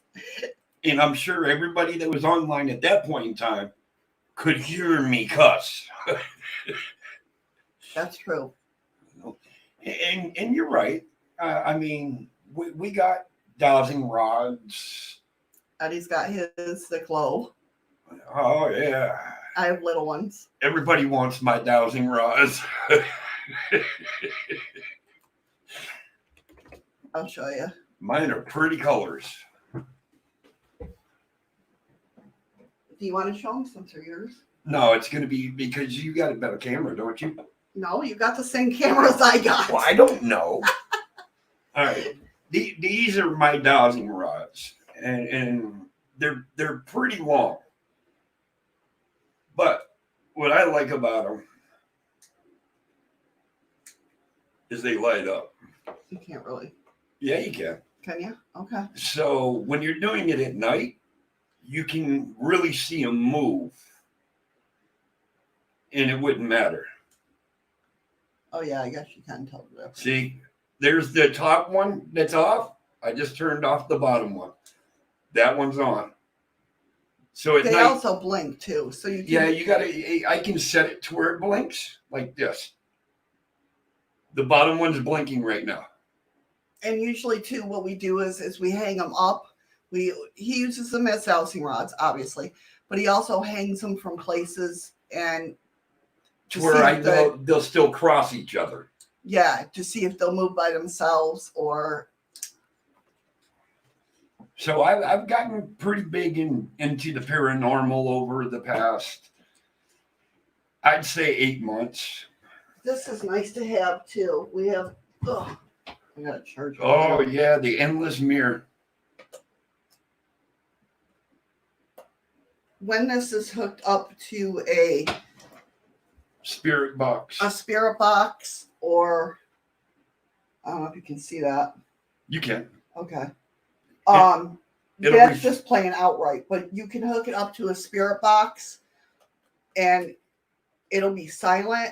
But if something, or a recorder, a voice recorder, if it picks up something, it'll do the colors. No, Z. Unfortunately, you know what? Honestly, That's the one thing that we. They might be able to. I'm not sure. I haven't tried it. No, Patrick. Where did you put the post up at? I would love to read about that. Oh, that was way back. I thought you've seen it. But yeah, Z, I wish I knew if I could use him as REM pods, because between my chair where I sit in the other room and our front door, I would love to put one there. Oh no, I missed it. Yeah, it was way back, baby. Oh. I thought you had seen it. That's why I didn't say anything. See, it's the same with me too. I love old-fashioned methods. Matter of fact, I'm going back in the day when they think that magnets can Open your third eye. open up your third eye. You know, like the magnetism Welcome back, in Freaky your Geek. pineal gland activates, and it'll help get the calcium out there. Oh, you think? So I'm trying that experiment where you hold a magnet on your third eye for 10 minutes to 30 minutes a day and see if it opens up. I mean, I do use like old stuff. Because that's what I grew up on, was using the old techniques. I wanted to go back, like I've mentioned time and time again, that I want to do the old loop ITC with the TV. I love doing that. I love doing, anybody wants to know what that's about. That's, if you watch the movie White Noise. Welcome back, Freaky Geek. Yeah, so old school methods are great. We still use the bells, hang up bells to see if they'll ring them. And you're talking about bells. And last night, Z had that pinwheel. And I told you, he said, can you make it spin? And that thing started spinning like there was a 30-mile-an-hour wind. Yeah. And then he says, can you make it stop? Make it stop. And then it just stopped. I was like, and then the neck robots. For some reason, she just liked the one, because she kept making that one go off. Z, I want to be able to do a cemetery, because we have 2 here and kind of a third one. But here, You ain't gonna go and do a cemetery at night. It's all about the bears, man. There is way too many bears. You would have to have a group of about 30 people to go out and do a hunt, because 29 of them got to carry guns and watch the woods. That's how bad it is here. But we want to so bad. That's the one where the flowers. So I think she loved the flowers. Yep. Yeah, that's the one. And you, that spin wheel, when it took off, it was going so fast. And all you said is, can you make it stop? And then, boom, it just stopped. As long as I'm home when you visit graveyards, I'll tag along. We have a very, very old graveyard down here. Back in 1964, the town was wiped out by a tsunami. And the graveyard's still there, but now they found another portion of the graveyard that has to do with native. No, Chinese. Or the Chinese. That's right. And you just, at night, you do not go down there. I don't know, Freaky Geek. We have the TV for it because we have the old. And you know what, Citizen, I get that. We have the old analog TV, so I have to. Now I just got to remember how to loop everything. And once I remember that, and I'm sure I can find out how quickly, but I'll try and figure it out, and maybe one of these nights I'll go live. But the summit, the basically the three cemeteries that we have where we live, I'm sure that there would be a lot of activity, especially in Old Valdez, Mm-hmm. with the old Chinese part of it. Mm-hmm. But like I said, as much as I want to do it, I'd rather live, because the bears down here do not play around. They only come down, they only get to eat for what? 3.5 months? Yeah. That's it. And then they go into hibernation for about 7 months. So when they wake up, they hungry. Shadows can find old news. We don't get newspapers here. No. Yes, it's Chinese have the gin. It's just, there's so many places in this town that you can do a hunt, but the bears stop you from doing it. Ron, nobody in this place has mailboxes. No, everybody in this town has a P.O. box. Yes. And that's why we have a lot of problems of getting stuff shipped to us, because we don't have we have a physical address, and then you got your mailing address. No, Freaky Geek, bears are hungry all the time. That's what's nice about when we go fishing over at Alyeska Point. Yeah. Because that's where Exxon is. If you watch any of my videos about like fishing and that, you'll see Exxon. That's the start of the pipeline, basically. What's nice about them is because Alyeska obviously is very heavily guarded, and they have trail cams. Yeah, up in the woods and that. And what's nice about fishing over there is because it's kind of like we have a backup crew, because if they see something in the cams, they'll come down and tell us, hey guys, there's a bear headed this way. So y'all need to shift. Yeah. Let him go. Let him come down. Mm-hmm. Let him eat. And he'll turn around and go right back and not bother anybody. It's the respect thing. I was wondering, news articles from where, Ron? I mean, if you're looking for a specific area or something, I mean, I'm not that stupid on a computer. I can. It might take me longer to find it than shadows, but I can find it. If it's not bears or coyotes or snakes or spiders, it's not fair on you guys. Over here is we don't have any. Now what we have to worry about over here is bears, porcupines, badgers, and moose. And those ermine. Pennsylvania. Whereabouts in Pennsylvania, Ron? I was born and raised in Pennsylvania. Oh, if you can find articles from the 70s, you could find that. I'm asking Not from here. articles of the 70s in Pennsylvania, but where? Do you know how big Pennsylvania is? And bears are hungry all the time. They need to build up fat. Exactly. You're absolutely right, Patrick. And here, it gets to the point you will actually watch bears run through our town, heading back for the woods. I don't mind him. I told you, he does not like bats. I know. And it's so fun. Well, don't come here because they have bats Salisbury. here. Okay, Ron. Let me write that down. I love bats. Oh, that hurt my arm. You all right? Yeah, that hurt. I absolutely love bats. Well, if you ever came here, Shrimp Shack, you can see grizzlies, brown bears, and black bears. And if you go up north enough, you can see polar bears too. Yep. Bears are a dime a dozen down here. Yeah. Matter of fact, that came up on my memory on my Facebook today. Make sure I got enough time. Hold on. Let me see if I can pull up this video.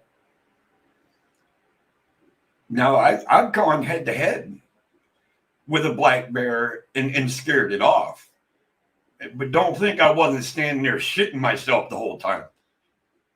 How do you see memories? I don't know. You're asking me. Oh my God. Okay. I believe that. See, we used to live in a camper right out back in the building here. That's the memory. And I go walking out the door. I'm ahead to the store. I just got out of work. And I get about halfway up the driveway and a cop comes flying down. He says, you might want to go back in your trailer. There's a bear right there in the woods. And it's not even 20 feet from our trailer. So I right back into the trailer. And I waited. So I figured, all right, I got to go sneak out. And I cracked the door open and there's the bear standing there. It was like, close the door.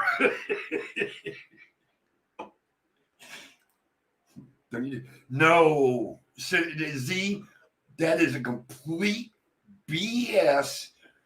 That does not work. Because they smell fear. So they know you ain't dead. Oh, yeah. Well, it won't work with any bear, Patrick. It won't. They smell fear. It's not you're motionless. They can smell the fear. I don't know how to get to the memories. Thank God it wasn't a big bear. It was only a cub. It was only about 2 years old. But it was a brown bear. Where it works with a teddy bear. Yes, it does. Oh, there it is, memories. Okay, hold on. Right. Let's see if I can get it up at here. At least you can see bears, etc. The worst is shark, as you never know. Well, that's not true, Z, because I lived in Florida for 13 years. I know about sharks, too. I thought we had the video. No, I just took a picture. Oh, I can share this, though. Here, I'll share the picture.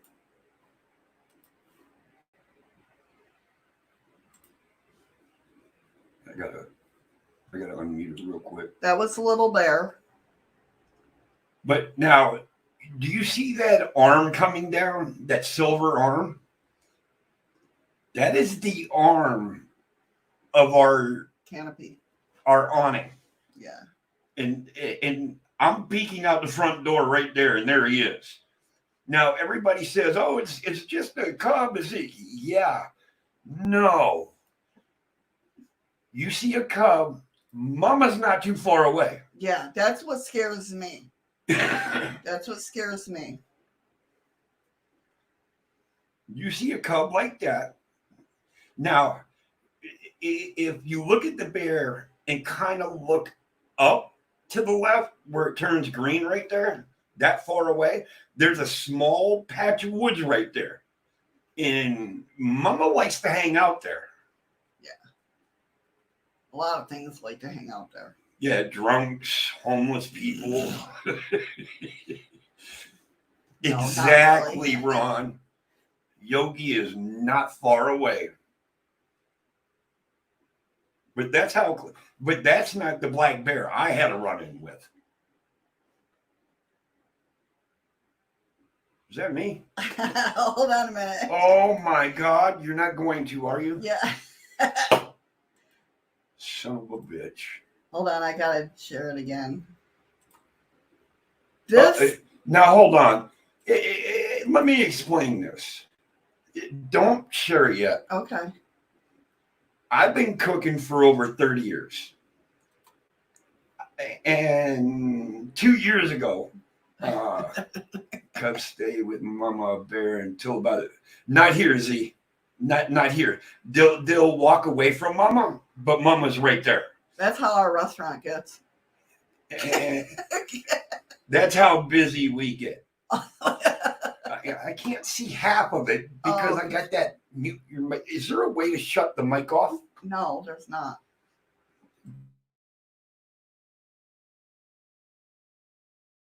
Put up the pictures. Oh.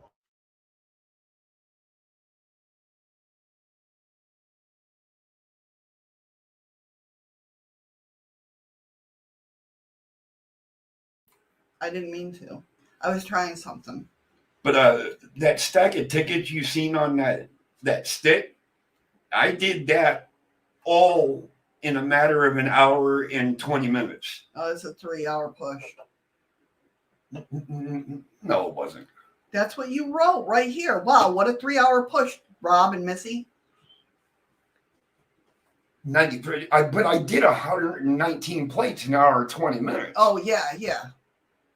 So would she just stop the video? I am. Give me a second, babe. It was going. So I've been cooking for 30 And years. fourth place is You know how Facebook hates me. Marianne Wilhelman. Amateur club to announce the. There we go. God bless America. So 2 years ago, the chef that we had here invited me to join a cook-off. And I've never done a cook-off in my life. I believe that, Z. I'll let you know. And I see it. I think I know what he's talking about. And we go to this cook-off. There's 2 of us from the same restaurant. There's my chef and me. And then there's 2 other cooks. Now, it's split into 2 categories. Professional cooks and cooks that cook at home. Yeah, homemakers, basically. And we went at it. And we both beat the other 2. And you're going to understand that the decision they had to make between me and my chef, and the chef at the time will tell you I beat him, was decided on a coin flip. No, it's going to freeze. Yeah, now it's not going to show it.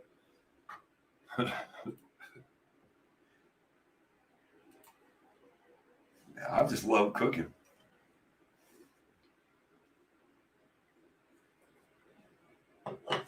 But I made a meal that blew their mind. I made a sandwich. Winners will start with the amateur class. Hi, Eddie. There were 6 contestants. Look at that And goofy fourth bastard. place is Marianne Wilhelman.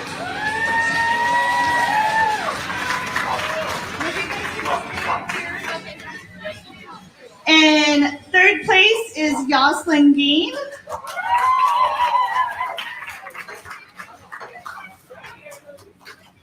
You'll see here in a minute the guy I had to go In up against. second place These are all the homemakers. Yeah, this is the homemaker is stuff. Thale Stevenhoven. But I made a salmon encrusted potato, onion, green pepper with bacon. And in first place of our amateur class is Tommy Mooney. And I made a Benedict. And I'm the only one that did a breakfast with salmon. Ready for this, Eddie? Follow Aurora Knights. Welcome. No? You got too much shit up there that it's blocking. There you go. I want to unblock this so I can watch it, but I can't. Beautiful Because That's Alaska. That's where we live, guys. Yep. That's where we live. Look at the mountains. Look at all this. We're blessed to live here. See how that arena is? That's called the Pringle. Because of the shape of that. It looks like a Pringle. Look, a good cook. Already cleaning my gear.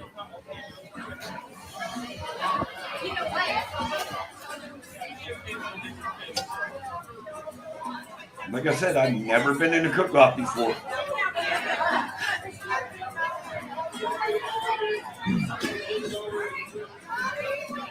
I ain't gonna lie. Okay, now on to I our was pro nervous. class.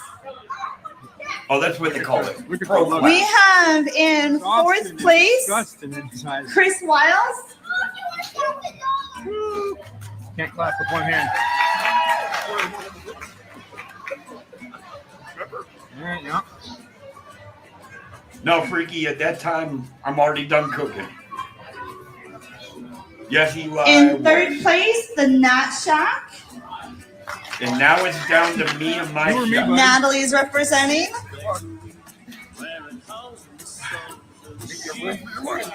You or me?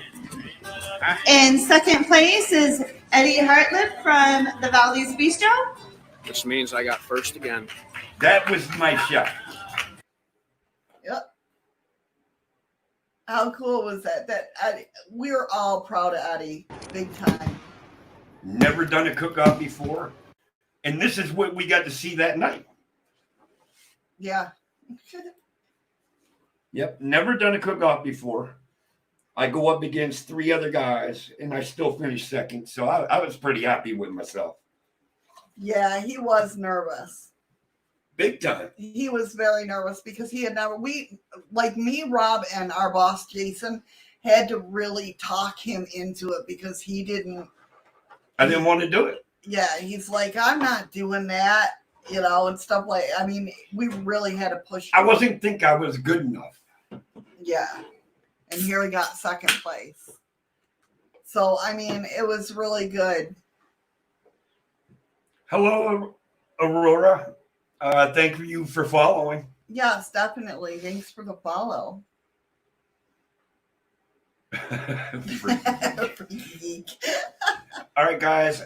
I'm going to cut out. Yep, we're going to say goodbye. I got to, go do the porcelain thing, go have a cigarette, get ready for Eli. I'm going to pop in on Eli. And then a little bit later, I'm going to pop in on Z. Mr. Chaos is working on other side of tissues already, greased his stuff up. No, actually, Ron, I know where you're going with that. But so you all know, I enjoy this a lot. And for 2 days, I didn't have any. And that's why I had problems sleeping. And since I've had a few now, it's reopened the floodgates until I can control them again. But it's been great talking to you guys. Eli, I'll talk to you in about 45 minutes. What time was Z? What time he say he was going 1:45 his time? I'm not sure. So I'll catch Z right after I catch Eli. And I just want to say fist bumps, hugs, stay safe, stay strong. Talk to you guys tomorrow. Thank you for the ice cream, Ron. You know what that time you know you know what time it is, guys. Head on over to that place, hype up that chat. Hype it up, hype it up. And we'll go ahead and open up the chest. Thank you for the ice cream. I'll try not to, Freaky. Are you ready? 1, 2, and 3. I pressed the button. Oh, no, I didn't. I lied. Now I pressed the button. Maybe. Get her going. Thank you guys so much for being here. Of course, as always, we appreciate each and every one of you.